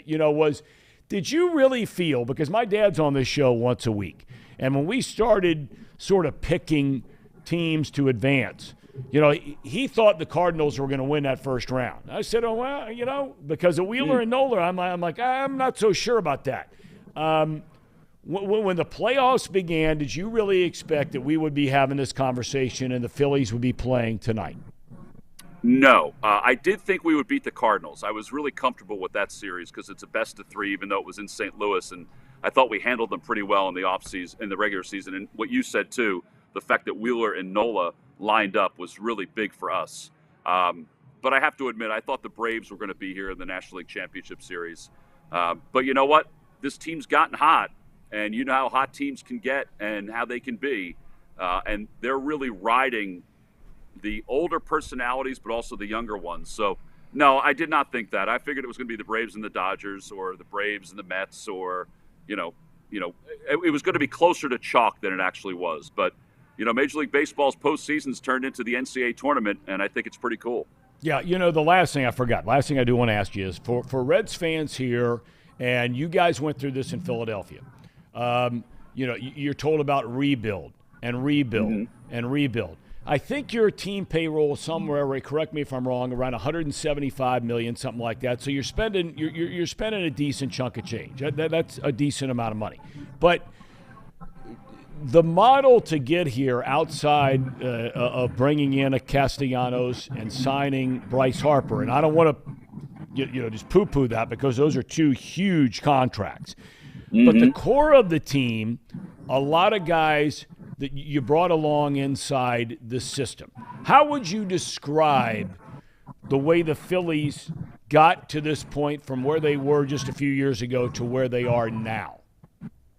Well, I think that they've revamped the farm system, which has helped, and I think we're seeing some of the benefits of that. I have to say that, the guys that have contributed, some of them we anticipated, like Bryson Stott, but others we didn't, like Matt Vierling, who's been really good playing center field. But I think that they've kind of revamped under Dave Dombrowski the farm system, and our owners, the Buck family and John Middleton, they've gone out and spent money, and I think you have to have a mix of both in order to be successful. And for the Phillies, they have Nola, they have Vierling, they have Stott, Hoskins. These guys that are Alec Boehm are from the system, and then you bring in other guys like Bryce and JT and through trades and free agency, and that helps. I mean, but you have to have a mix of it. So this has been a long time coming. I'll be honest with you. I thought it would have happened 3 or 4 years ago, but in this game, in this day and age in baseball, I've learned a lot of patience, particularly this season. Absolutely. Thomas, enjoy the ride, my friend, because you never know when they're going to come along, as you pointed out at the very top. Very happy for you, happy for your son, and good luck starting tonight. Thank you, buddy. I appreciate it. All right. Thanks for the time, Tom. Really very much appreciate you getting up early in the morning and joining us out there in San Diego. All right. See you, Tommy. Be good. Thom McCarthy. What a great dude. I mean, just a great dude. Always has been. Always looked forward to the Reds playing the Phillies just to see him. And there are other guys out there, same deal. The Padres, they have Mark Grant over there and Don Orsillo and that whole group. But that Phillies group always had, the Phillies and the Giants, when you'd play different teams, there was always one set of broadcasters. And when I say set, I mean the radio guys and the TV guys that you couldn't wait to see. And the Phillies and the Giants were the two teams more than any other. Philly through the years, you had John Kruk, West Virginia guy, awesome dude. Larry Anderson, Scott Franz, all those guys. Back in the old days, Harry Callis, fun group. And then the Giants, you got Krukow and Kuiper, enough said. Okay, we're going to shoot the breeze here for a few minutes before we get to Tracy Jones. Trace, you are a baseball guy, or allegedly are a baseball guy, even though you pointed out last night. Phillies v. Padres. Who you like in that series? Well, obviously I can't go back and back this up, but I said before I believe before the playoffs even started, I asked Paul, who's obviously the gambling guy here, I asked him what the Phillies line was to win the World Series, and so I'm going to go with the Phillies because I feel like there's this weird dynamic that can happen sometimes where you have front end starters and back that up with some fiery players, and you get hot at the right time. Maybe I'm a little biased because Castellanos, I liked him when he was in Cincinnati. Obviously, he's not here anymore, but I like to see him. Guy like Schwarber just up the road here. Middletown guy. Yeah, I think you've pointed that out many, many times.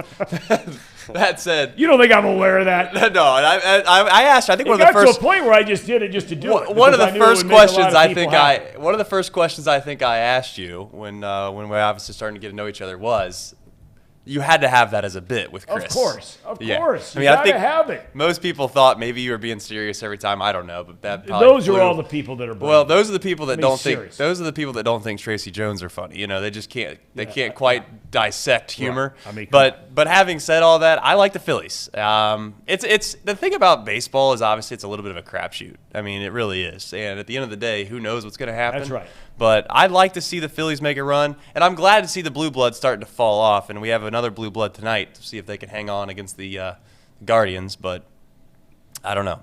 But I will say this: I've made a concerted effort.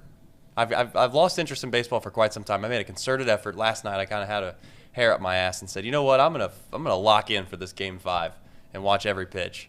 And then it rained out. Well, you know what? Now you can double your fun, though, Trace. You can say to your bride, hey, look. I don't know if I can do that. Well, you can double dip today. I don't know if I can do. You got two a baseball 4P games. game. You got a 7P game tonight. Speaking of which, can we talk just a moment about Major League Baseball and how terrible they are at marketing? Sure. You have one of the most popular franchises in all of sport with the Yankees. And you get a blessing in disguise last night. You get to cancel the game, which was competing against Monday Night Football, which, like it or not, you could say the two teams suck, all blah, blah, blah, blah. But it wasn't set up that way to be because of the rain out. Okay, but I'm just saying, you got a blessing in disguise and you got a rain out, and you put the game at 4 o'clock they have on to the do East it. Coast. What do you mean they have to do it? They have to Tell do it. me why. Because of the way the whole thing's lined up, and you build in for one rain out. And when you're why is it starting at 4 o'clock? When you're with these networks and you take Turner as an example, okay? They're starting the NBA. They're locked in on that. This is doubleheader night. And I don't know which is the National League on Fox or the American League on Fox. Do you know starting tonight? I'm willing to bet that I don't know that for sure. So let me just double check here real quick. I'm curious. Well, what's it even matter? Why can't you move the game to like a 6 o'clock start and have the other game start? Well, you have to have the games. Does Major League Baseball really think that people have to see the entire game and then switch over and see the entire game of the other one? The NFL plays 8 or 9 games at 1 o'clock on a Sunday. But let me tell you something, Trace. Seriously, Major League Baseball gets very embarrassed. I'm not kidding when I say this because I've been around a lot of these meetings. They get really embarrassed when, let's say last night, or let's say, they went head-to-head against a regular season NFL game where one team's under 500. Or actually, in last night's case, one was under, the other was right at 500, right? they get really embarrassed when the ratings come out and the football game does 4.5 times the number of a postseason winner-take-all baseball game that involves the New York Yankees. So what are you saying? What do they do? I'm just saying they don't want to go toe-to-toe, and I understand why. They don't want to go toe-to-toe with the big boys. They were going to last night because of a rainout. They were forced to. And I think there are a lot of people on Park Avenue that won't admit it, that are glad that game got rained out, and they're glad that game is being played at 4 o'clock this afternoon. Why? I just don't understand why we're playing an East Coast game at 4 o'clock with the Yankees. Because I think that other series starts tomorrow.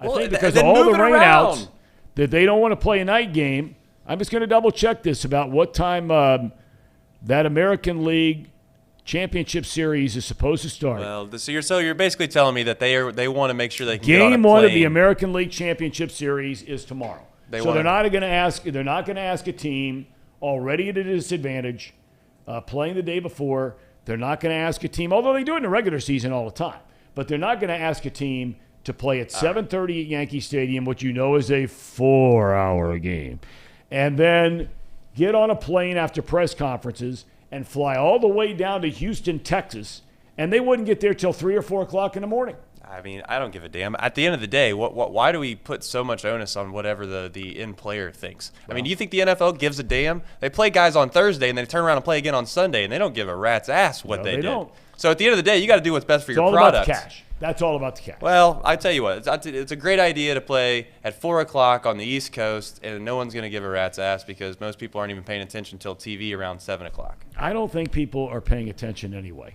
Well, it's never going to change if that's the attitude. I really don't. The player formerly known as Mouse Cop, whoever that is, says they're going to get as many viewers today as they would have gotten yesterday against the NFL. We got a very interesting comment here. A lady named Sally, Mustang Sally, perhaps is her nickname, said, "Hey guys, I just found your show.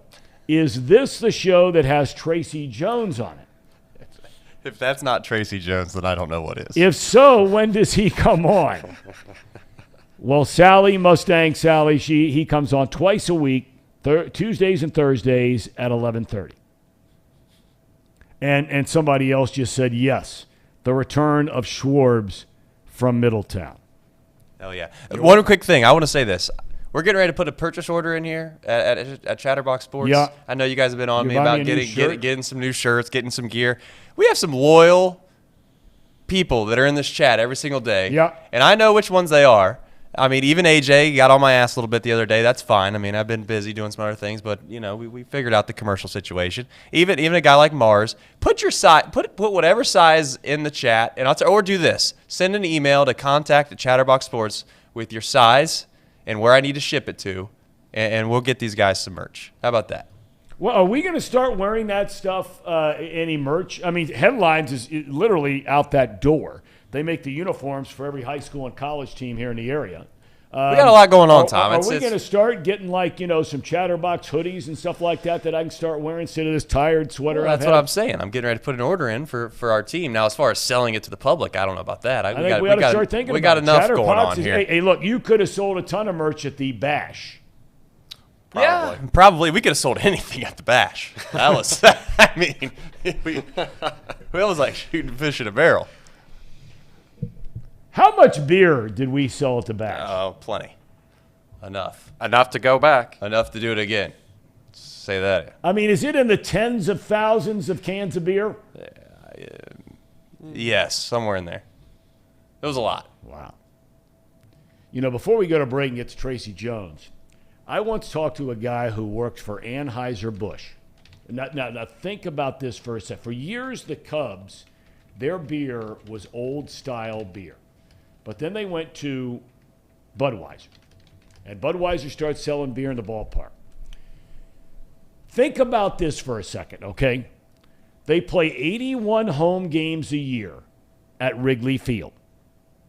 Okay? The gates open an hour and a half before the game, and they stop selling beer in the seventh inning of the game. So you're really looking at about a 4-hour window, 4.5 max, where you're able to sell beer inside of Wrigley Field 81 days out of 365 a year. There was not a single bar in the United States of America that sold more Budweiser over the course of an entire year than those 81 dates at Wrigley Field. That's unbelievable. That's the bleachers right there. I mean, that's unbelievable. That's everywhere. Okay. We understand he has made it safely back from Mexico, where he stayed in a 6-star resort. We're going to find out how the rest of the trip went. Tracy Jones is around the corner. No.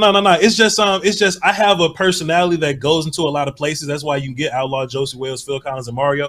But when my audience kind of tunes in, you're going to get some 65-year-old man or some old guy like you and say, "Oh, I love Outlaw Josie Wales," but I have no clue what Dragon Ball is. Whoa. Did you just call me an old dude? Some old man? Is that what you just called me, Butch? I mean, I just met you.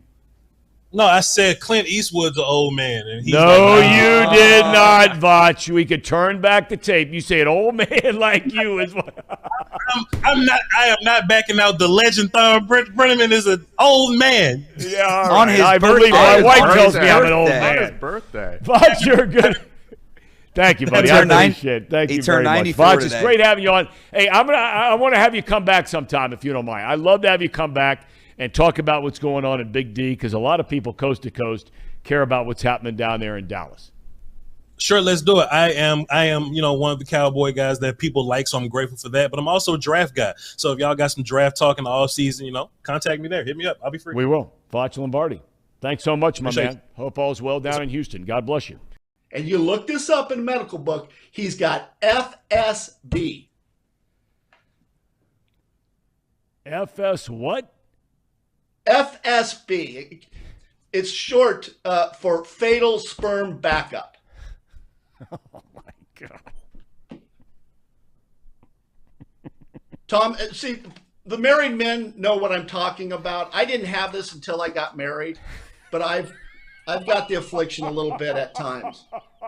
And Thom, do you ever suffer now that you don't have that job with Fox and you're not bringing home the big checks? Do you have FSB? You know what? I get it. I totally get what you're saying. There's a lot of truth to that. I can't believe I'm admitting this on a show we're just starting, that we're talking about the acronym of FSB. What is that what you said? Say it, Thom. FSB.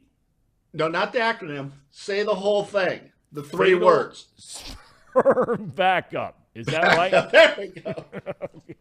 Hey, Thom, we've experienced it since we got married, but ask those two guys, the producers. Now, they've experienced that their whole life, so they really don't see any adjustment. They've experienced it. They've had it their own life. Well, I thought you were making the argument that this only hits married men. I thought that's what you were saying. These guys aren't married. Well, I know, but they're not getting any. So they have FSB. If I'm giving you some advice.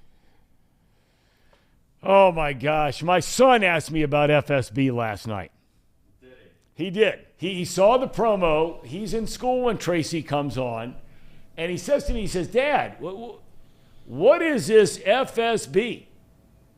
And my wife is sitting in the room.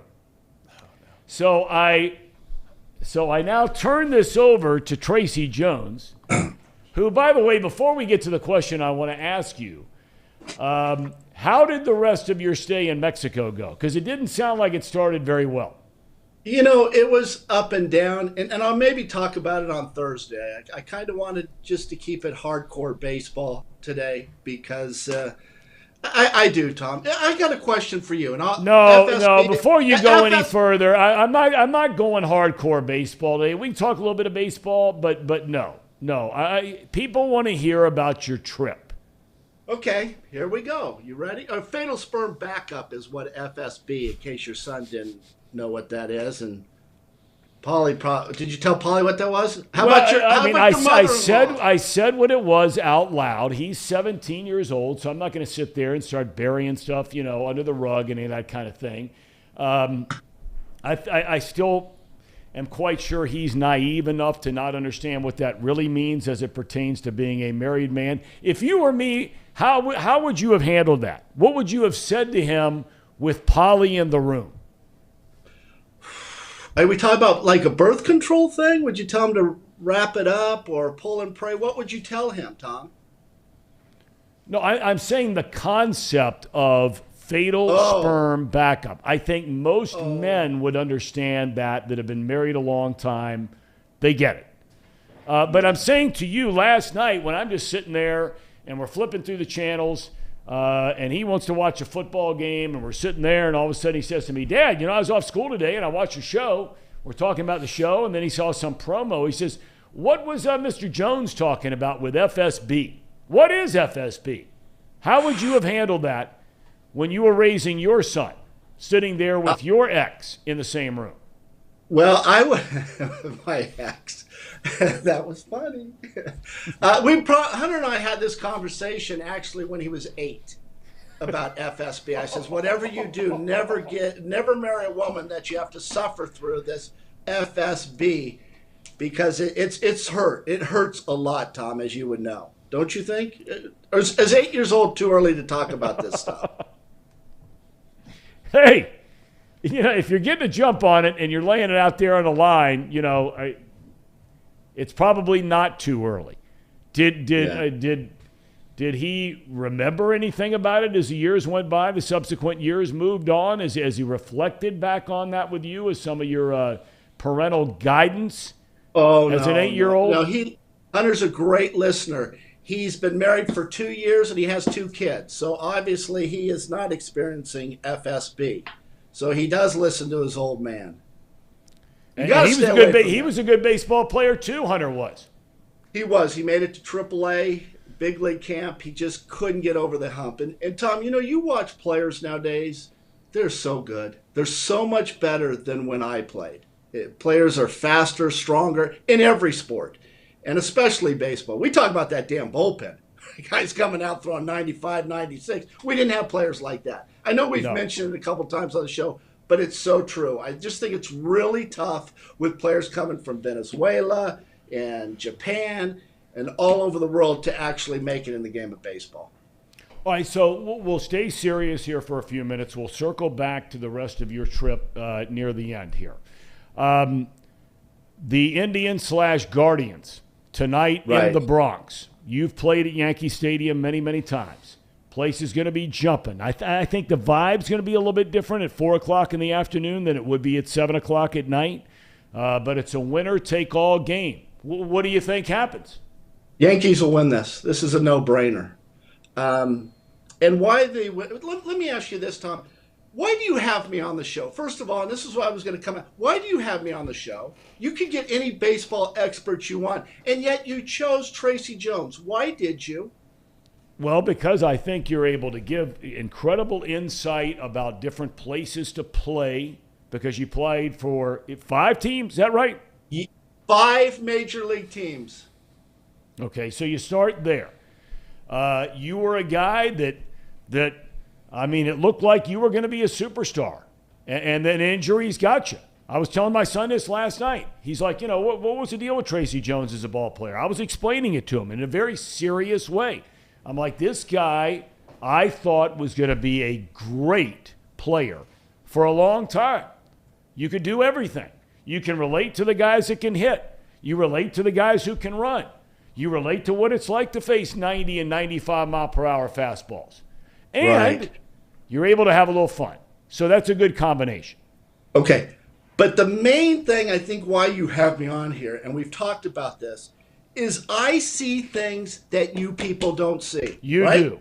Yeah, I didn't say that one because I think that's been proven over and over, and that's an obvious. Okay. But see, here's the thing. We had a little discussion going back last week, and I said that the Padres will beat the Dodgers. Remember when I said that, Thom? And you kind of made fun of me? Yep. Yeah. Well, why do you think I chose to go with the Padres over the Dodgers? Now, remember, the Padres were 22 games behind the Dodgers. The Dodgers beat the hell out of them head-to-head. Yep. Why do you think I went with the Padres? Because I think you see things that the rest of us as normal mortals just simply don't see. Bingo. And here's what happened. And I pulled this up a couple of days ago, about 4 days ago. Now listen, why do you smile? Because you amaze me with this stuff, and you did pick San Diego. So please, go ahead. Right. What did you Right. see? Okay, so talk is cheap. Talk's BS. I actually put money on the Padres to win the series. I'll tell you why. And this came out of, I think, the Orange County Register. Padres attempting to limit Dodger fans at Petco Park with geofencing technology known as location-based buying. Are you familiar with this technology? No, I am not. I'm interested to hear about it. It's very interesting. This is groundbreaking stuff, people. All kidding aside, everything's always a joke with Thom Brennaman, right? Well, now I'm being serious. This is buying a ticket is linked to a zip code, the credit card, to a zip code. Okay, here's the problem that the Dodgers and the Padres had. Not the problem for the Dodgers, but for the Padres. When you went to a Padre game, it was about 60-40. 60% Padre fans, 40% Dodger fans. Padres didn't want that, right? They wanted all Padre fans. So they did this geofencing technology, and anyone out of the zip code, true story, you can look this up, out of the zip code were not allowed to buy tickets. They could buy tickets, but it would be refunded. I think this is groundbreaking. This is huge. Do you know how big playing games at home? Do you know the Milwaukee Brewers were under 500 away, and the St. Louis Cardinals under 500? I mean, they had terrible records away, but at home, they were dangerous. This is your 10th man. This is your X factor. This is big games. It's a no-brainer. The Yankees are going to kill them because of Geo, and I don't know if the Yankees are doing it, but I'm sure every major league team's going to be doing it. Football teams are doing it. The Rams did it with the San Francisco 49ers, and I think this is groundbreaking. I think it's a big, big deal. And you know what? Nobody's talking about it except off the bench with Thom Brennaman and Tracy Jones. I think it's big news. You know what? I think that is fascinating. I really, truly do. I'm not joking about that in any form or fashion. And look, anybody, and I've said for years that anybody that's been to San Diego when the Padres are good, and look, those have been few and far between. It's one of the most electric atmospheres that there is in professional sports going back to Jack Murphy. And Petco is no different. That place tonight is going to be insane for the LCS. Well, just getting back to the Padres, Blake Snell, who pitched in Game 3, said he's never felt energy coming from a ballpark, from the fan and the crowd. To have 45,000 and no Dodger fans in the stand, I mean, a couple going to filter in, but they were all Padre fans just into it. And I tell you, this geofencing technology, I think, is you can take it a step further. Okay, let's say this, Thom. Let's say if you're the Reds, okay? And that's where I was going with this, because they're not going to put any geofencing up right now. They'll sell any ticket to anybody they can. Especially against the Cubs, right? They need the Chicago Cubs money. I understand. But let's say the Reds improve in the next couple years, and you're going to have a high-end night at the ballpark, right? So it's a national TV game. Maybe you're playing the Dodgers. You're going to be on TV. Do you really want people from Norwood going to the game? Do you want those Norwoodians, missing teeth and all that in the stands and the national audience get a chance to see it? But you could do it with this geofencing technology and get them kind of weeded out. People from, East Price Hill, Norwood. Where's your dad from? Anderson Township? Get those people. Have people. Come on, Thom. People who have money are going to spend money at the game. So what are you saying? Well, when they pan the crowd, I mean, you want them to look like what? You want them to be dressed appropriately. You remember back in the 20s when people used to wear a fedora. Yeah. And they used to have suits. That was great times. It but was. you want high-end people going to the game and representing the Cincinnati Reds. People from Bellevue, Indian Hill. Thom, you're from Terrace Park, right? Yeah. Yeah, Terrace Park. Bellevue. Did I mention Bellevue? You want a high-end crowd. You don't want that ham and egger crowd and nationals. Say, that's Cincinnati, a bunch of Norwoodians? That would be horrible for the city. Well, let me turn this to Casey and to Trace Fowler is actually helping produce the program. The boss, the CEO. Now, he's a Hamilton guy. Where would Hamilton, would that be outside of the, what did you call it again, the fencing? Geofencing. Technology. Geofencing. Would Hamilton, they would be on that allowed in list, right? Yes, they would. I think Hamilton, if you go to certain areas, very high end. Where your studio is, I think is top notch. It's Class A office space. It is. Casey, do you have any thoughts on that? Last week, Tracy shared with you the possibility of being one of the hosts of your bachelor party, and we went through that whole 9 yards, and a lot of people are asking us, is our numbers. The second you come on, Tracy, our numbers go through the roof. I do have one question for him because he mentioned East Price Hill. What about the West Price Hill? Are those considered? They're out. Oh. I think East Hamilton is out as well, right? Well, I think Joe Nuxall kind of gets us a little bit of a pass down there at Great American. I don't think so. Okay. Well, no, I don't think so. Okay, so you're suggesting. Hey, Casey, can I give Casey some marriage advice? I was going to hold off till Thursday. Do we have time? Well, we have time. Of course we have time. We have another solid 20 minutes here. Go ahead. Here's what I didn't like about our conversation last week, and this really bothered me. It bothered me in Cancun. Your wife is thinking about having a bachelor. He's not married yet. He's not married yet. Well, he's going to have she's going to have a bachelorette party with a bunch of strippers, right? That's what she was threatening Casey with. I think that is reckless and hurtful on her part. And Casey, what you need to do, and I'm just telling you this is what I did with Danae. You got to keep them in line, okay? My girlfriend at the time, Danae, was getting ready to leave me. She had found another ball player somewhere. I don't know if it's a football player, probably a basketball player, baseball player. I knew she was going to leave me. And Casey, you know what I did? What did you do? She would make trips from El Segundo or Los Angeles to Cincinnati. And what I would do is I would send her, when I knew she was going to be here, I would send a dozen long stem roses to my condo. So she would see someone would bring the roses, and Danae goes, who are those roses for? And not for Danae, they were for me. They were addressed to me. Someone was sending me roses, if you could believe that. You should have seen her. Boy, did she get jealous. Women get jealous, and they're very competitive. Women are very smart, too. That still didn't work with Danae. You know what I did, Case? What did you do? Ready for this?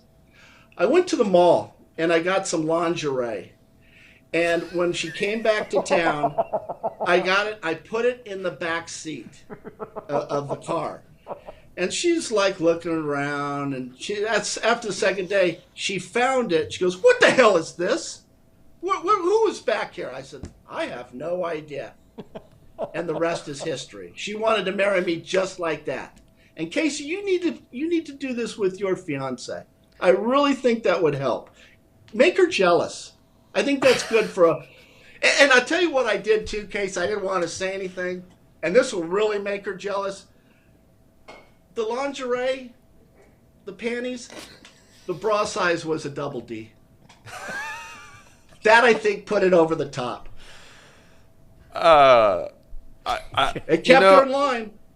I don't think the same strategy will work, especially because she watches the show. So any advice you give me, she's just going to hear it. And, now she knows the gig. I can't go do that now.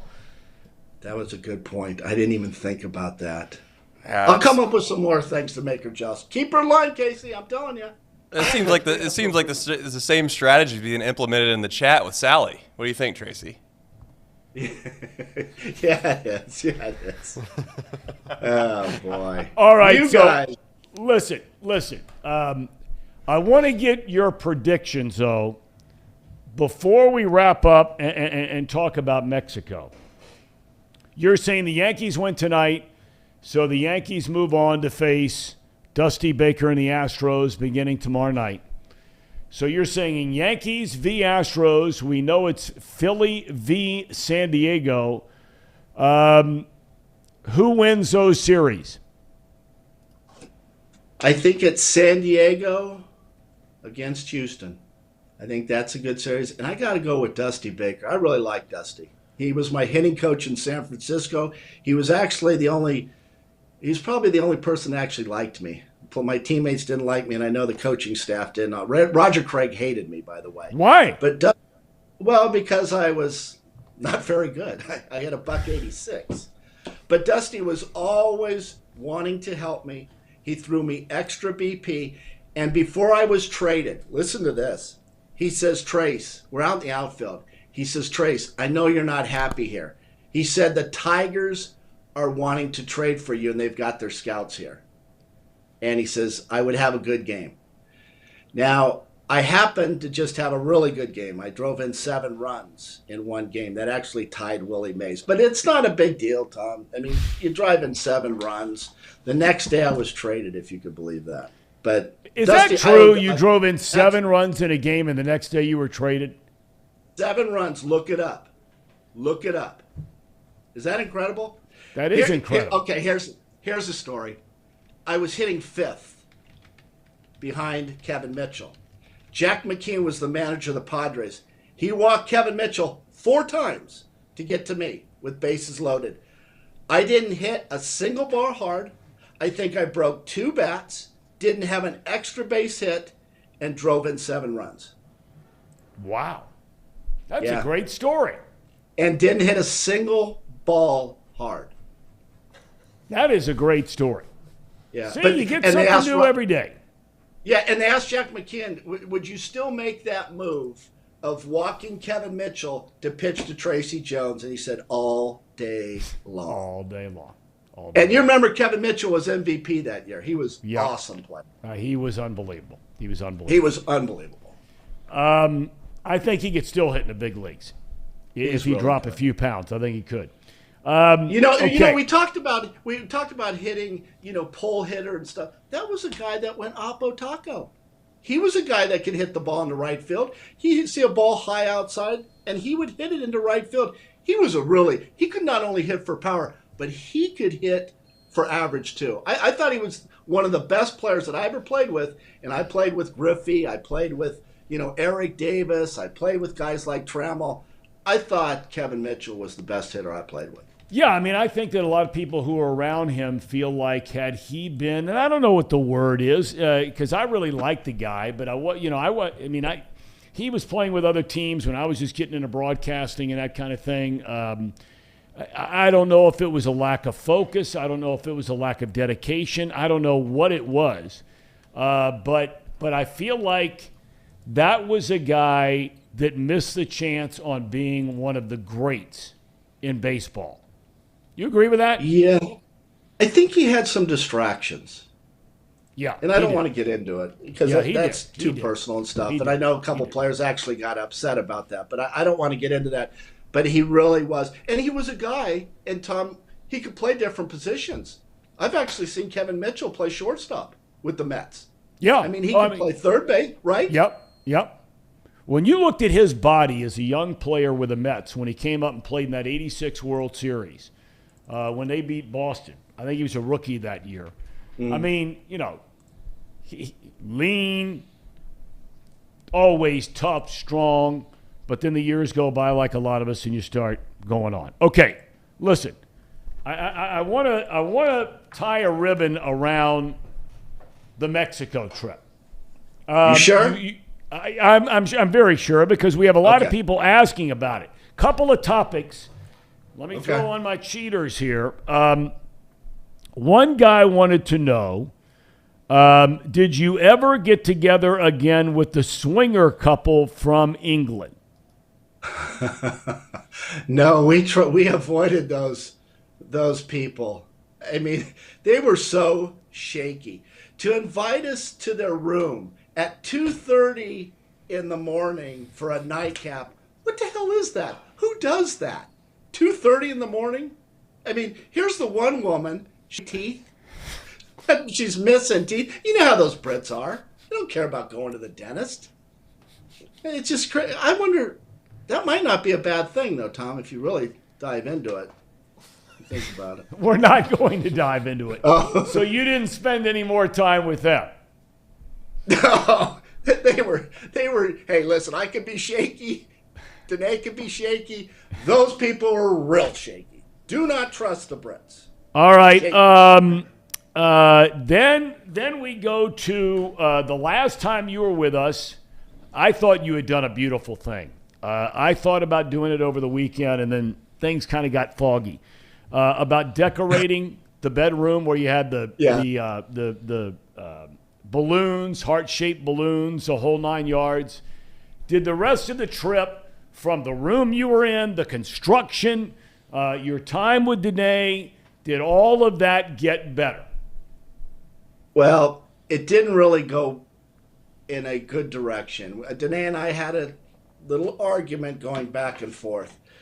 Here's what's so stupid. I'm staying at a 6-star resort, right? They're not, I mean, who knows anything about 6-star resort? I've heard of 5, right, Tom? You've stayed I've heard of 5. I've never heard of 6, but you're in a different class than I am. So Yeah, maybe there is totally different class. I agree. Totally different class. So we're at a restaurant, right? Danae, it's all inclusive, people. Okay, all inclusive. She orders a bottle of wine. Okay. Danae, how much is that bottle of wine? $150, Tom. $150. And that's not, when you order something like that, just for those, and I've never been at a place like you have, but you shared with Casey about what an all-inclusive is. When you order a $150 bottle of wine, that's not part of the all-inclusive. I think that's the point you're making here, right? That is the point I'm making. To order a $150 bottle of wine. I just couldn't believe it. I was shaking my head, and after we finished, I said, I turned to Danae and said, let's order another bottle. Let's live a little bit. So we ordered another bottle. Why not, Tom? Why When not? in Rome. Yep. Why not? Hey, one more thing, too. Well, then we got a whole bunch of things. Went to the airport. You ready for this? Now, this is a true story. Do you know Guy Fieri? The chef? Yeah. I know. I mean, I know who he is. Yeah, you probably know him. I just know who he is. Yeah, he's never had a food he didn't like. So we go to his restaurant, right? We go to his restaurant. I said today, do you want to eat? Yeah, I'm a little hungry. Okay, let's go eat. So we sit down at Guy Fieri, order a hamburger, fries, and a Coke. Now, the Coke you can't refill. One serving of Coke, right? Because, you know, Coke's so expensive, right? You can't have... Who does that, first of all? Hamburger, horrible, no taste, just god-awful. Do you know how much my bill was, Tom? Did each of you have the same thing? Fries, and a Coke. Yeah. Okay, I'm guessing maybe $35, $40. Perfect. Boy, you know your money. That's why you have some money, right? Because you know the value of a dollar. No, people. $52. You hear me? So what's the point? What's the point? What's the point? I mean, who cares? We're talking about your trip, and you're telling me about a $52 hamburger where there's no refill for a Coke. I asked you how the rest of the trip went. Well, I'm coming home. I'm getting on the plane. I don't want to spend another $50. And then you add tip. It was over $62, Tom, for a friggin' hamburger. Now, come on. How you think I have money? You think I'm nickel and diming myself to death? Well, the last time I saw you that you were on the show, you literally looked like some dude in Vegas because you just had cash in both hands you had to hold it with.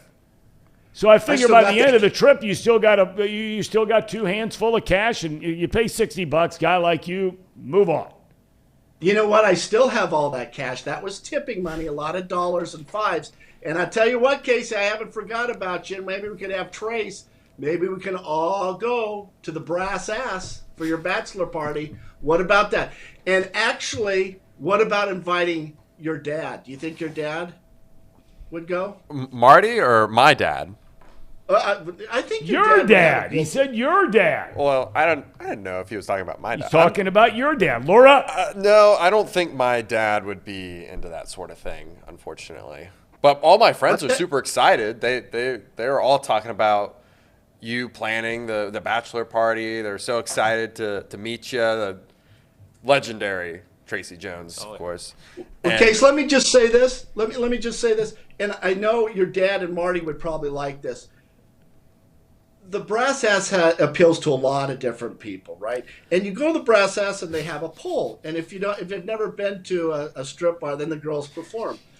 There's a woman that's probably about 65 years old, and she does her routine on a walker. Your dad and Marty might enjoy that. I mean, whatever floats your boat, Tom. Tracy, there's a lot of people in the chat that are asking about you coming on here a little more often, and maybe if you can take Casey down to the Brass Ass, we can at the same time we can convince you to come on here a little more. Yeah, I think I do. I think you need that star power. Don't you think, Tom? I definitely do. There is no question about that. Hey, the geofinancing or the geofencing technology was interesting. And I think there's a lot of legs on this. And just the advantage that a home team would have if you had all your fans rooting for you. Can you imagine the Super Bowl, big games? I mean, it really is an X factor. The fans are the 10th man. And I think this is something that nobody's talking about. And that is why the Padres over the Dodgers, because of this technology. And it worked for them. Tracy, we thank you for your insight. This has been fantastic, per usual. Welcome back to the United States. It's always better having you right here in the good old US of A, right in Bellevue, KY. And you will be joining us again on Thursday, where we can talk about, we'll be 2 games into the NLCS. We'll be 1 game into the ALCS. And I am picking against you tonight. I say the Guardians win that game this afternoon in the Bronx. Why do you say that? There's just a vibe and a feel I have. The Yankees have only been good when they have Garrett Cole on the mound. And he just bailed them out the other night. I have a feeling the Guardians win that game tonight. What big league team did you play for? Now, I will say this, Tom. You are special because you did broadcast for 3 major league teams, right? Who? The Reds, the Diamondbacks, and the Cubs. Correct. Think about how special that is and how people wanted you. Think about if you just am a broadcaster with 1 team. I mean, that's not a big deal, right? I don't know who we could. I mean, just think about it. That's not a big deal. But to broadcast for 3 major league teams, Tom, you need to pat yourself on the back, buddy. You've accomplished a lot. There's no doubt. There's no doubt. I find myself doing that regularly. And I'll bring up that other topic, or maybe you should with my dad, about announcing just for 1 team. That's not a big deal. I mean, you got Vince Scully, but you did for 3. On that note, I will bid you adieu, Mr. Jones. Thank you for your time today, Tracer. We'll see you on Thursday. Yeah, and Trace, let me just ask you, what's the deal? Did your mom and dad forget the Y on your name? Why Trace? Kind of weird. Well, I mean, simple actually. I think that the proper way of doing it is leaving the Y off of there, just largely because Tracy's a girl name. Okay, that's enough. I will not tolerate that at all. We may have to get into that on Thursday. I think that's a hell of a topic to talk about, and what it was like for you as a football star, basketball star, baseball star in Southern California. Of course, they were ahead of the times out there, right? I mean, you couldn't make fun of a boy for his name or any of that kind of thing in California. I mean, you could have gotten away with that maybe in the Bronx. Tracy, what'd your dad call you? Actually. No, go ahead and say it. Say it, Tracy. What did your dad call you? He actually called me 29. No, that's not what I heard. My number with the Reds. My dad was so proud of me. When your dad would visit, Tom, my dad and your dad would stay with my mom and dad. Did you know that when they were in Los Angeles? And Marty and my dad used to watch highlights of me playing.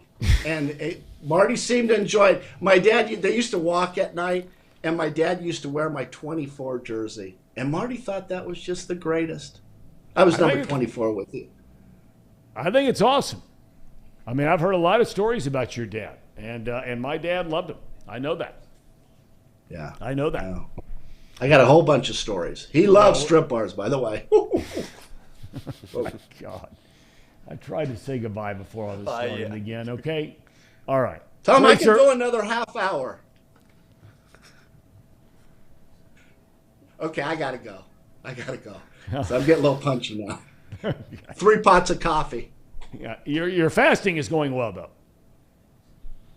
Yeah, I got those kidney stones. I got to go to the doctor tomorrow. Oh, man. It's not good. No, Yesterday I not spent good. all day in bed. I mean, the show must go on. I've had a broken nose, right? I've had kidney stones, and yet I still go on the show. You need a damn fan, Tracy. Oh, That's God, big time. sweat like a dog. That's big time. Yeah, a lot of lights. Tracer, have a good day. Hope the doctor's All right, see you, appointment boys. goes well. We'll talk more about that visit on Thursday. All right, I'll see you guys. All right, Tracy Jones. Boy, oh boy, oh boy. Trace, you're the boss. No, we need to get the man. I mean, I've been saying that since the start. Thom can back me up on this. When we first started this endeavor, you were bringing up names, and I'm fairly confident that I brought up Tracy Jones first. You did. You did. You said right from the beginning, this is a guy we've got to get on regularly. His work at WLW, right, all those years. Yep. How in the world, and look, my family's been tied to that radio station, and I have incredible respect for them and the whole 9 yards. But there's certain people you just can't let walk out the door. No. You can't let it happen. And you can't let Tracy Jones walk out the door. Well, I think the issue isn't Cincinnati-based. Obviously, I don't think it's actually 700 WLW. That's not the issue. The issue is that you're got a conglomerate, corporate, a national corporate, company. Right. New York. Yeah, and folks that don't watch the show regularly or don't tune in to Tracy all that much, they get a couple clips and they get them sent to them. And you know how this world is. There's going to be someone that complains about anything. So, yeah, someone in New York or somewhere maybe in L.A. or wherever the I hell think it's their New York. headquarters. Someone in New York seen a couple clips, didn't like it, and I'm sure that caused some heartache down there at the station. But, hey, their loss is our gain. That's right. That seems to be the Chatterbox way. Amen. We're grateful for it. I know Tracy is, and no more so than me. Casey, any final thoughts before we say goodbye? You all right? Yeah, I'm good. I'm worried about what my fiance is gonna do to me when she sees all that Casey, lingerie you in have the back. nothing to do with any of it. Yeah, it's right. your choice at this point in time on where you want to go. And I got to tell you, you're not doing yourself any favors. If you're worried about that, you are not doing yourself any favors at all by continuing to support the idea of Tracy running your bachelor party. If you just come right out and say, Tracer, look, I appreciate it, but I'm going to pass. Then when you get home, she is going to give you a big, huge hug. It'll be one of the last you get for a while, the longer you're together. But she's going to give you a big, huge hug and say, you know what? That was big league, as I like to say. That was big league. But you keep proposing the possibility of Tracy. Your buddies want to get to know him. They want to know Tracy Jones. They're excited where he might take you and the things you might do. Then your ass is in a sling when you get home later tonight. Jim Lewis just popped in the chat and said, make Tracy Jones your best man. Not a bad idea. I can't. Wow. I couldn't do that to my best man. Aren't there some weddings where they have multiple best men? I mean, I did. I had two. just a thought. Yeah, two. You know, I got my dad, and then I got a buddy of mine. There you go. Maybe it's a thought. Thought I'll save in the. But you know what I'm saying about the bachelor party thing. I understand. There's a part of you, I can see it in your eyes when you're Yeah. talking to him. So can Trace, right? Yeah, There is a part of you that is, and she can see it because she's watching the show. There's a big part of you that is saying, I'd love for this guy to host my bachelor party. There is a part of me. Did you ever see the movie Animal House? Animal House? Yeah. I've seen clips of it. Yeah. clips of it? I've never watched it all the way through. Okay, there's one scene, right, where the guy's got a decision to make. And an angel is sitting on one shoulder, and Satan is sitting on the other shoulder. And they're going back and forth, right? Back and forth. We all face these kinds of decisions every day of our lives. Morning, noon, and night. That's the way God created this world, right? And you're right there with this guy, and you ought to go back and find this clip and just watch that, because that's where you – Trace, am I right? I think so. I mean, there's a small part of Casey that's just not putting its bed for a very good reason. And I'm not comparing Tracy Jones to Satan. That's not what I'm saying. I'm just saying you've got the good and the bad weighing, and what are we going to do? And believe me, I can speak from experience.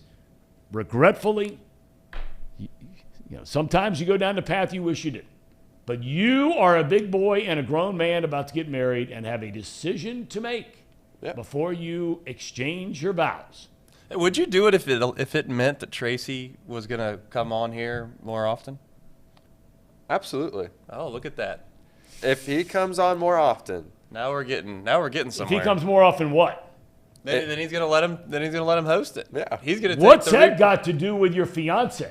Well, I think it's it for the greater good of this company. Exactly. This it just shows how much Casey's committed to getting him on here. So Okay. Big picture thinker. yeah. Okay. It's a long-term deal. The more success this company has, the more money you'll have, and that definitely helps. Now we're talking. See. Now we're getting somewhere.